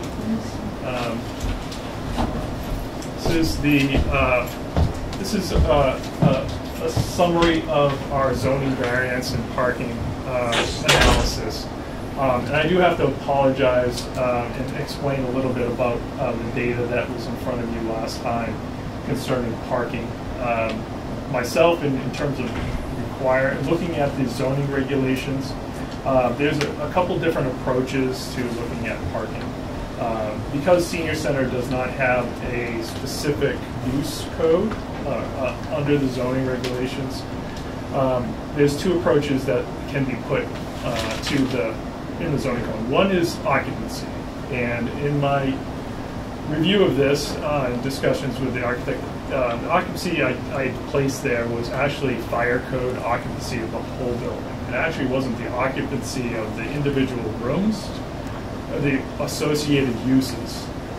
So there's two ways of calculating this. I took it as a whole use code with fire code, which is a packed in how many people can fit in the room, not how many people are using the room. It's a good analogy. And in discussion with the zoning building official and the design team here, and also the senior center building committee, we looked at it on a use code, and that's regulated in the zoning to do that. So the table here goes through a lot of the different uses that are within the senior center, applying the zoning codes, how many square foot of the use and how many parking spaces that are allotted for each use in each of the areas. And they consider public assembly, office space, special use space, and we actually added a special use seating space, which is multi-purpose.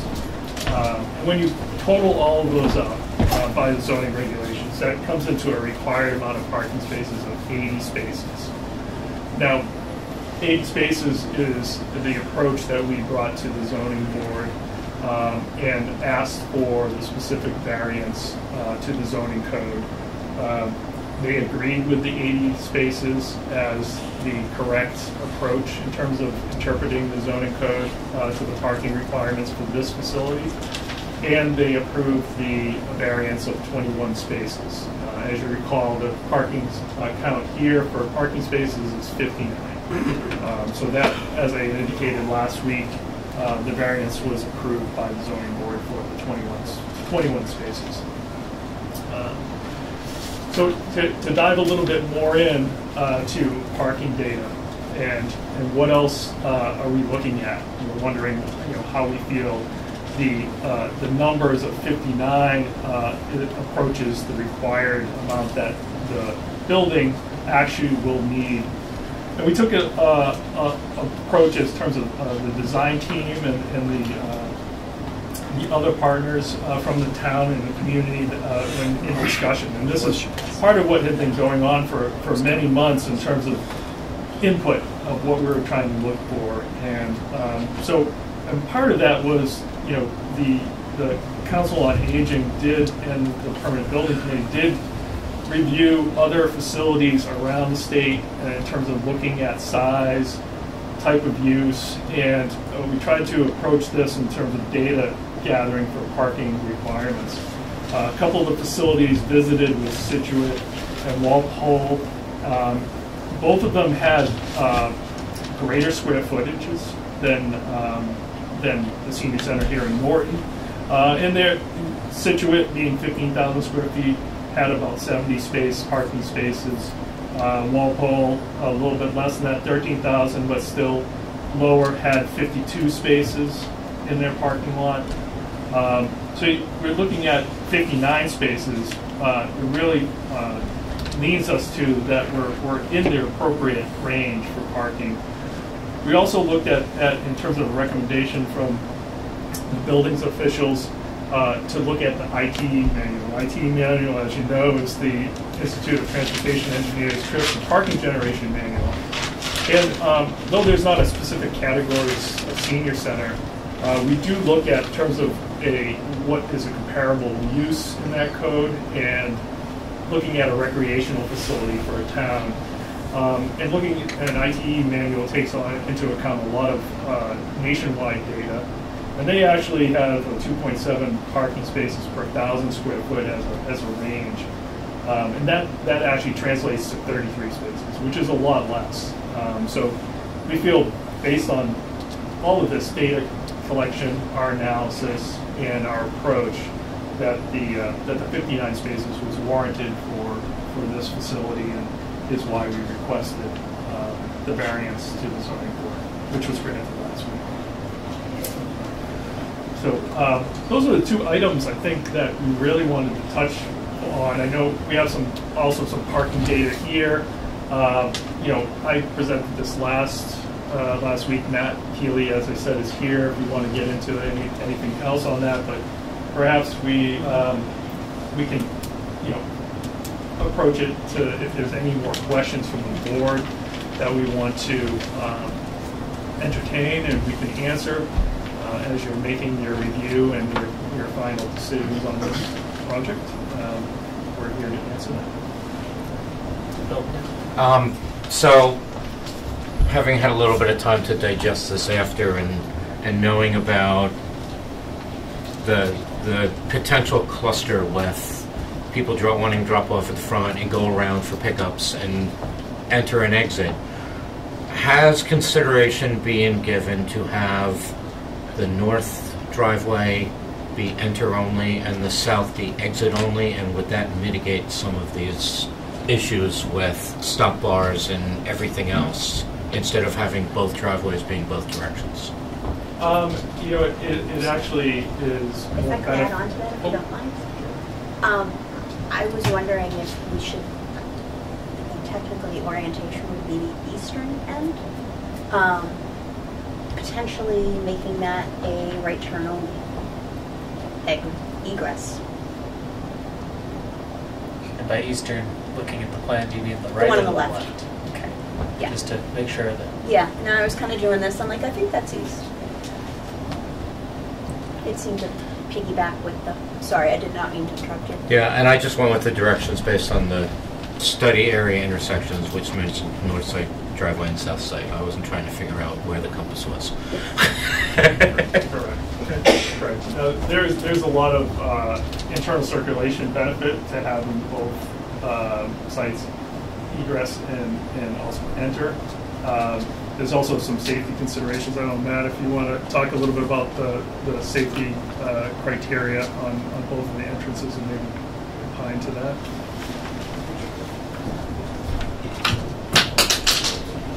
For the record, my name is Matt Keeley, traffic engineer with VHB. I don't have too much to add on what Scott was saying, but I agree that having both as full access definitely has the benefits for site circulation, a lot less conflicts internal to the site, and just sort of splitting that volume of lefts and rights between the two driveways, I think, just sort of splits the overall site generated traffic volume between those two locations. As part of our study, we did look at the crash history out here, and everything that we looked at is below the district average, so we don't have a lot of concerns about safety here. And also just want to point out that we are going to need a MassDOT access permit, so they are going to be reviewing the traffic study as well as the access configuration at both locations as part of their permit process.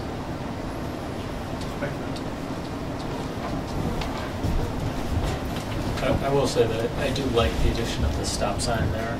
I think that mitigates the potential for a bad conflict in that crossover zone. Because somebody comes up with the stop sign, sees that people are coming in, waits, gets in line, or just waits until there's space for them to get out of the way. Right. If that starts to back up, people are just going to take a left and go out the other exit.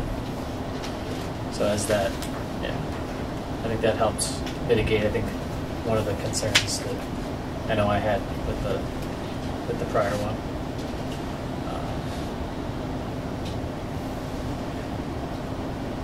Mr. Chair? Yeah. Yes, Laura. In watching a couple of the meetings from last week, it seemed like there may have been some different rationales for the reduced number of parking spaces that had been presented to various committees. I'm hoping you could provide some further clarification for those of us who might like some additional context. Which other committees?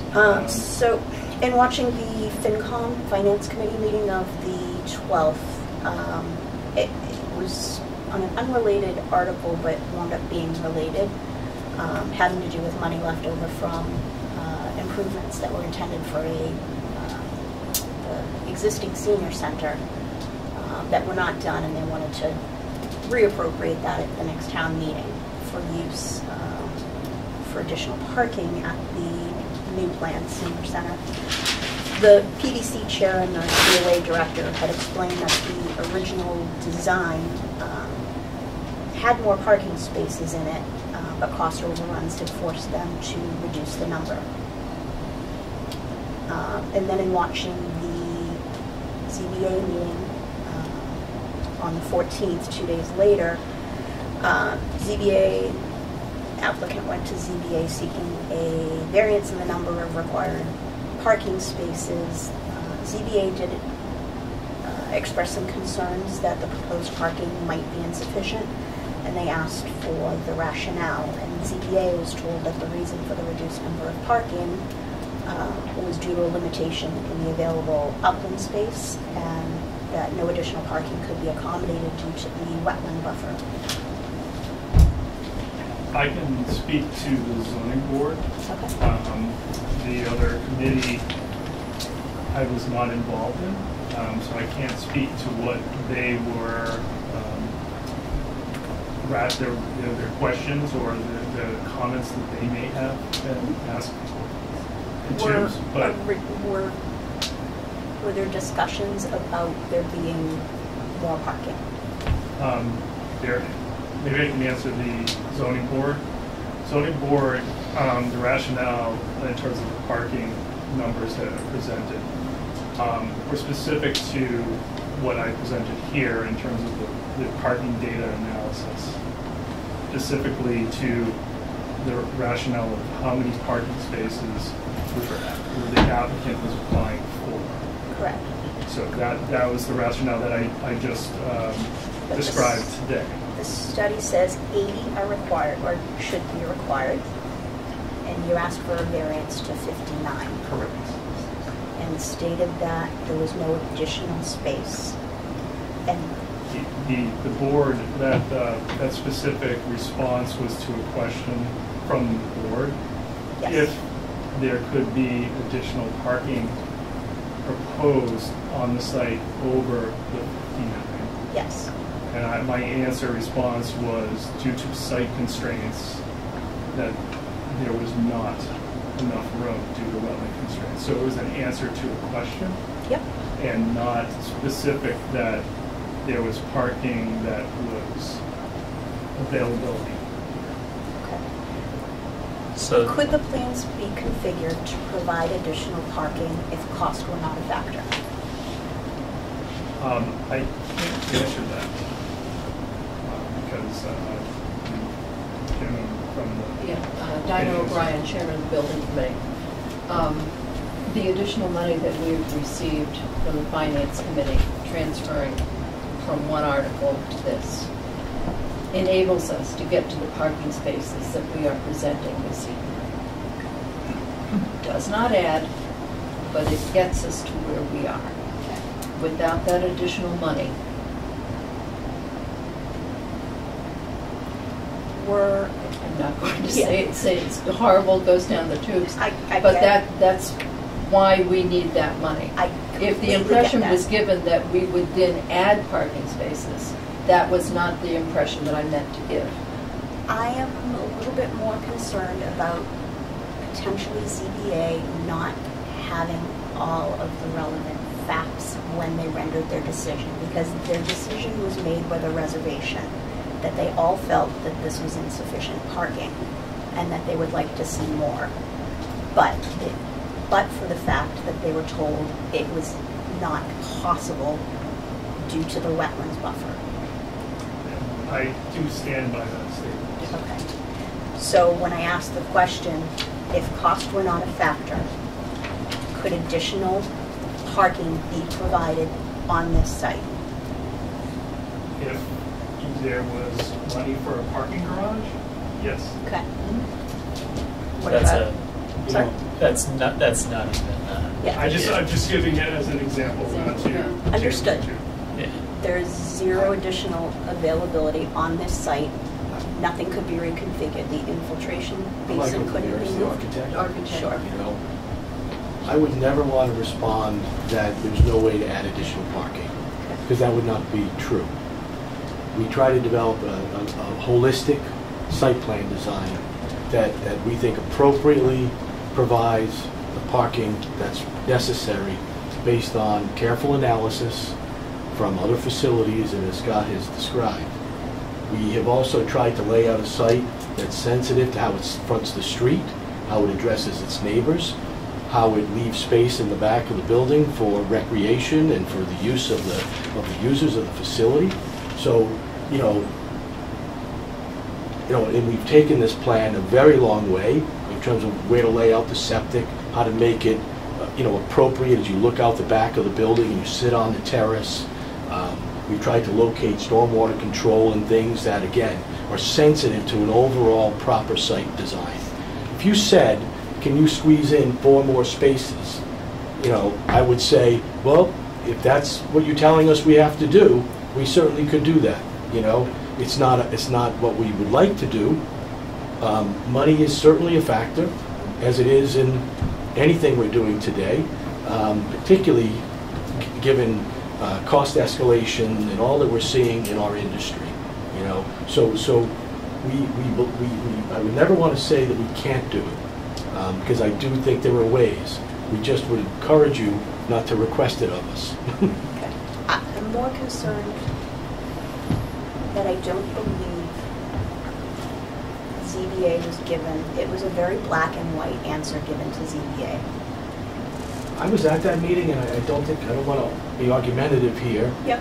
And I definitely sense that Cost was never brought up. It was simply raised as there is insufficient space. We are arguing that there is sufficient parking, and that given the layout of the site, it's not that there can't be more spaces, but this, from a budget perspective and from an overall design perspective, lays out a site that we believe is appropriate and sensible and thoughtful about design, safety, usage for parking, the drop-off window, and how people over the course of a day and over the course of the week will use the site. We too, it's not that parking is an interesting topic because we talk about sustainability, we think about stormwater runoff, we think about all the things that we have to do to manage parking. So we, as an architect who's thinking about sustainability all the time, I am often trying to push people to do less parking than sometimes a regulation will require, if we think it's an appropriate amount, because we often see that there are regulations that have been created that seem to have an over-reliance on, parking lot sizes, dimensions of the travel lanes, 10 by 20 spaces in some places. Now, these are regulations that people have created thoughtfully, but we're often trying to say, well, can we do a little bit less? Can we reduce the amount of stormwater runoff for the benefit of not just the cost, but also just the benefit of, we think, this is our opinion, which, clearly there's a lot of discussion around this, but that we think provides a good, strong, sensible design. I'm just going to state for a record, I am very much in favor of these projects. I want them to move forward. I want them to be successful. I tend to agree with ZBA's analysis that 59 parking spaces might be light. And considering when this was going to the voters for funding, you know, one of the biggest issues that were raised about the reason why a new senior center was needed was parking. It was literally the number 2 issue behind limited space within the building. The space issue within the building, I think, has been very adequately met. It looks great.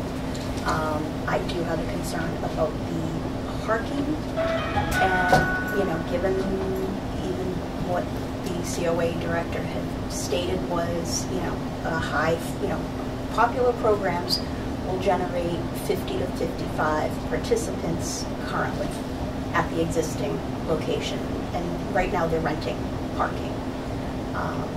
So combined with the additional use of the Covers of Kindness having a pickup twice a month during peak hours, during which programming may be running, I'm concerned that we are being short-sighted, and I understand nobody wants to go back to the well and say we need more money, but I would also hate for us to miss an opportunity to do this correctly. And I think, you know, maybe going back to the voters and having them have the decision is a better option. You raise something that my answer to you will be so complicated. You know, as people in this industry, day in and day out, you see how these projects move forward and don't move forward, and see the implications of inflation on the construction world.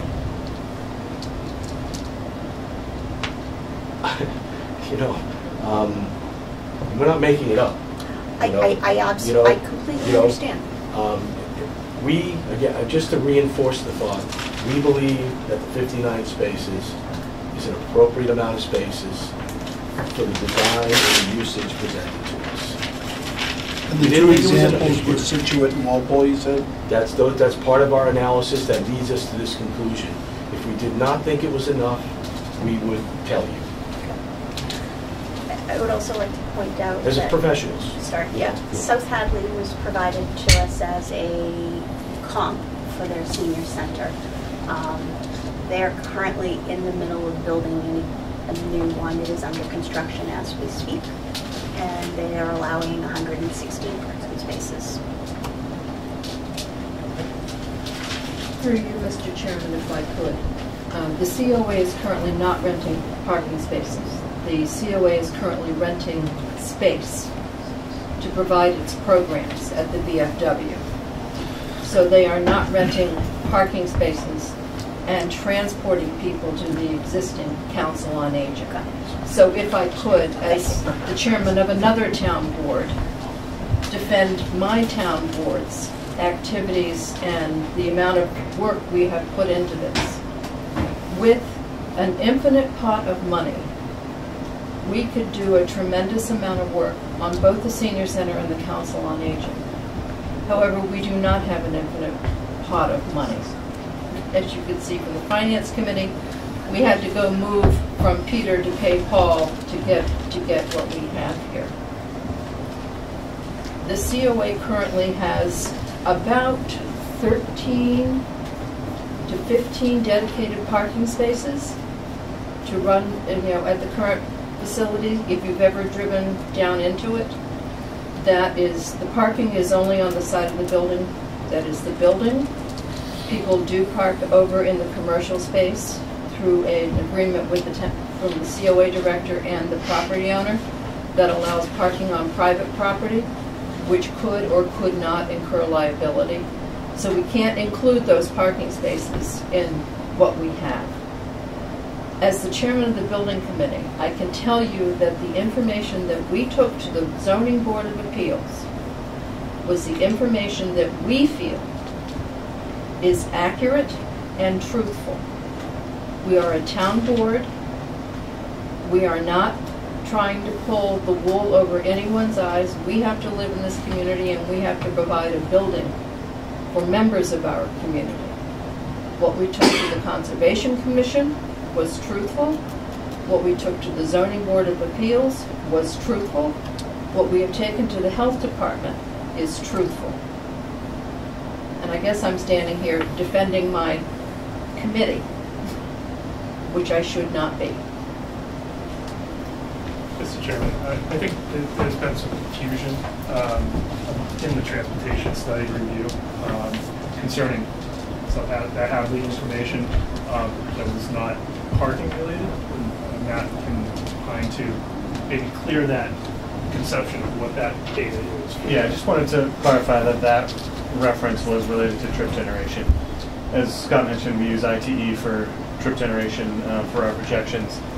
ITE does not have a senior center use, so we're left to sort of look for empirical data. One of the studies we found was for South Hadley, which used trip generation from Greenfield and Hampton senior centers, as well as their existing senior center. That's what we wanted to do, just focus on the numbers, the trip generation rate associated with the use. So that's where the South Hadley reference is for trip generation, not parking. We didn't analyze the parking for those facilities. Would you say there would be an equivalence between trip generation in and out of the property and the number of parking spaces required? Not usually. I mean, usually parking is governed, is regulated by zoning. Trip generation is, based on how many people come and go in any given land use. So they're not really correlated per se. Thank you. Do we have any additional questions for the, I see you there. Any additional questions for the board for the applicant? And then I'll open it to members of the public. So it's noted that there are 6 handicap spaces out of 59. And those are all in the front of the building along Mansfield Ave, it looks like. Correct. So it seems like there is a different scale for the spaces, the space between the parking spaces, or is that just in order to get it to fit? Because it looks like there's 2 of the 6 spaces that are going to have space wide enough for a handicap van to be able to load and unload people. Is that correct? That there's only two of those? Yes, that is correct. And so one of them would have to be used for the senior center bus exclusively, which would only leave one other space where you could have people with a handicap van loading and unloading safely in a space out of the 6? There are provided spaces for the employees or for that are not in front for that van.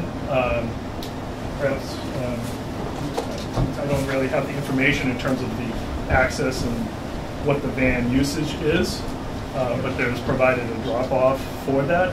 Where that van parks is not really associative to the handicap. But that's a bigger vehicle than a standard car, so width-wise. So is that going to be able to fit in other spaces and still allow seniors potentially to be able to get in and out of their vehicles with enough space if the van parks next to one of their cars? Currently, the Council on Aging does not have a van. We would like the money to have one in the future if you all want to go to town meeting and vote it. But they do not provide van service. So there's no transportation? No, there is not. Just rented buses to go on the trips? When they take the bus on the trip, the bus is there to load up for the trip and drive away, but there is no daily van service at the Council on Aging. And there's no handicap access for those buses on those bus trips? Or they would just come and go anyway, so they wouldn't stay on the site? They come and go, they do not stay. Okay. But we'd love to have money for a van.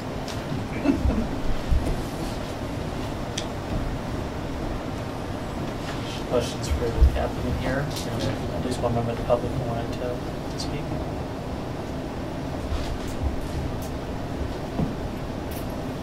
Anything further? Sir, if you just state your name and address for the record, please. Bob Briscoe, 3 Brenda Road. I represent the senior center on the permanent building committee. And we originally stated, and Beth stated as director, that we needed more parking, considerable amount of parking. And as things have progressed, Mr. Viveris, he stated that, looking at the studies that were done, that the 59 spaces would be adequate for what the facility is. And also, really what drove the thing was the cost of the cost. And there were a lot of things that were done to stay within budget. And the building committee looked at all the data that was available, and we feel that the 59 spaces are adequate for the facility. Okay. Thank you. Sir? Jim Slattery, 36 30 Street. I don't have all the information, but the conflict between the Cupboard of Kindness, the food pantry, whatever name you choose to use it, and the senior center right now, it's my understanding the Cupboard of Kindness operates on weekends. It does not. There are hours. We have that, Jim. It's Mondays, 2 Mondays a week, 4:30 4 to to 7. 6. Yeah, and the senior center is theoretically closed. That's correct. I don't think there's a conflict there. And there was some question at the last meeting about cars circulating in the parking lot. It's my understanding the Cupboard of Kindness, the people stop and pick up their groceries. They don't get them delivered to their vehicles, so there is no circulation in the parking lot or pickup. The only pickup that is done is on the grab-and-go meals that are done Monday through Friday from like 11 to 2, and that was the purpose of the drive-up window and all that. As far as Mr. Maher's question about handicap pickup and worrying about people with wheelchairs, right now the senior center uses GATRA, and the GATRA has a handicap van. If somebody who's handicapped wants to come to the senior center, they can call GATRA and be picked up and dropped off and picked up, although they're, on a personal note, their service isn't that reliable and a lot of people stay away from it. But as far as traffic flow, I'm not the expert. You heard the experts. You heard the escalation stuff. We as a committee are worried about the escalation of costs by delay. The town, different committees and everything, I understand there's a procedure, but the longer you delay something, the more cost there is. And we have hired experts at the cost, and this is way off the top of my head, of about $2 million out of our budget already, and we don't have shovel in the ground yet, but we have all these experts standing here telling you what they feel and what they've compared and what they've done that's used throughout Massachusetts. Now, you've had other hearings here that people have a personal interest in the width of the road. If they're worried about the width of the road, look at what the state just did to 123, going from Norton Center to 495. That the true width of the road is 20 feet from the center of the road. The town owns 20 feet on either side, so they could expand roads 20 feet. But that's a horse of another color. But I do wish that you could make a decision promptly. We want to go out for bids. You look at the hotel in Attleboro, the builder waited 2 years, now he can't build. And he's a private contractor. We're building for the town, doing the best we can. We don't want the seniors or the town employees going into a carport with no walls, with no furniture, with no nothing, because we're within the constraints of a budget, and we have to stay within the constraint, even though I'm somewhat relieved that the Finance Committee has sort of said that we should come back for more money. But we do not want to do that. We want to stay within the constraints of the budget that we have. Thank you. Thank you, sir. Would anyone else like to speak from the public? Okay. Do we have any additional questions from the board for the applicants? Again, we are here for a we are looking for a special permit for the drive-through and then a site plan review. So there's two different actions, two different things for us to act on, I should say.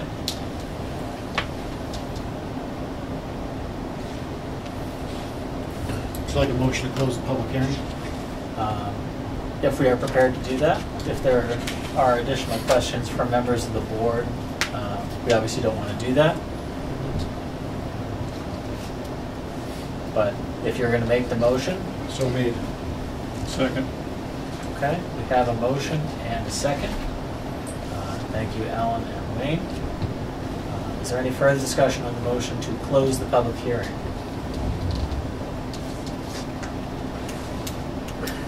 Okay. Hearing none. All in favor of closing the public hearing, please say aye. Aye. All opposed? Abstentions? One abstention? Okay.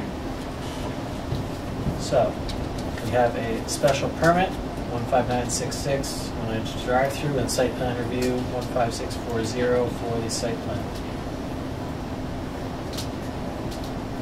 Make a motion to approve SP 15966 with standard conditions. Second.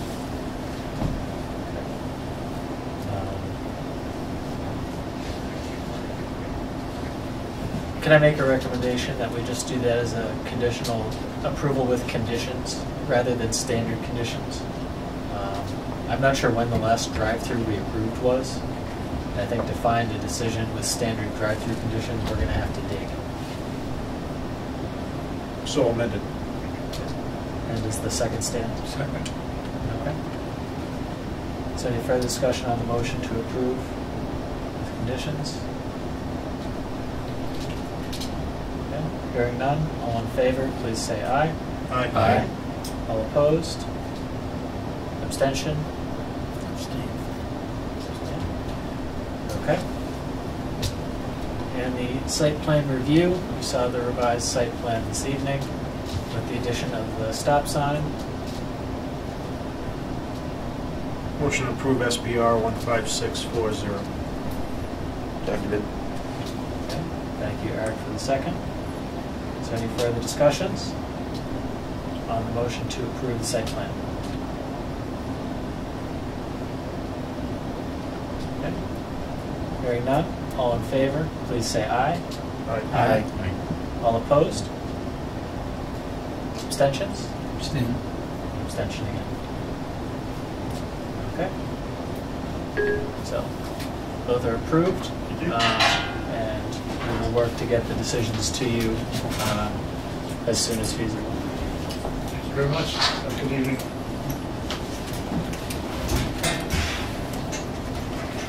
That does conclude the items listed on our agenda this evening.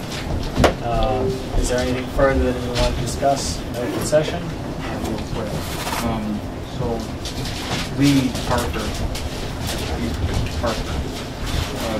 the librarian, Oh, yeah. wanted to know if we had any plans for November meeting, because I guess fall is filling up quickly. So I just wanted to see if we had November. We did not schedule November, we just had through October. Yes. Okay, so we have October, what do we have, the 18th and the 25th? Yes. And then November.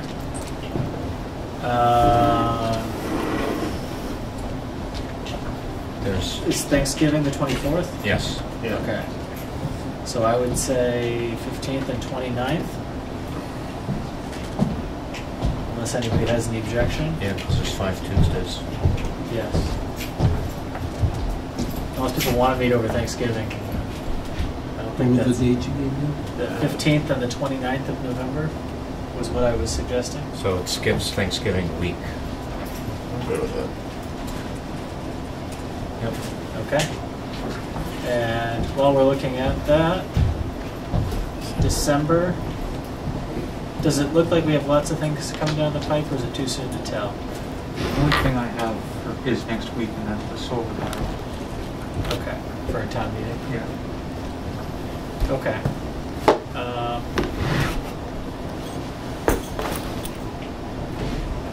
how do you feel about penciling in the 13th and hoping things don't force us to schedule a second meeting? I will miss the 13th Oh, you because will that's the miss that. second Never mind. Tuesday. I apologize.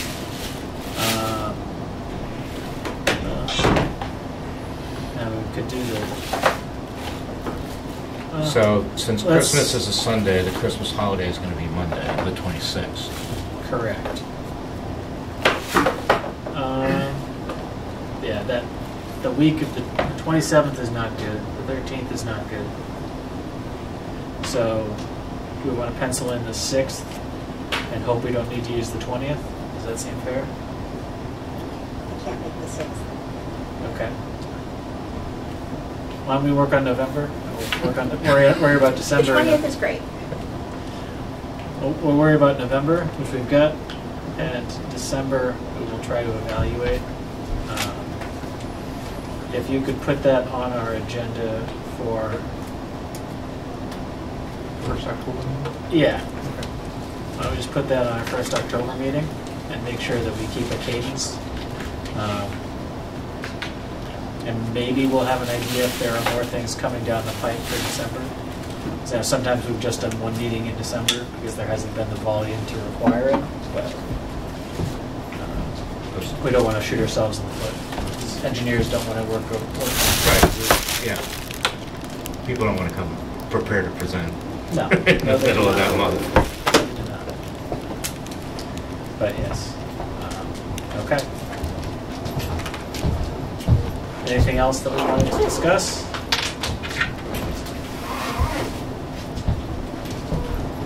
Otherwise, everybody knows what the next one is. Motion to adjourn. Second. Thank you, Bill, for the motion and Wayne for the second. Is there any further discussion? Hearing none, all in favor, please say aye. Aye. Opposed? Abstentions? Have a good night, everybody.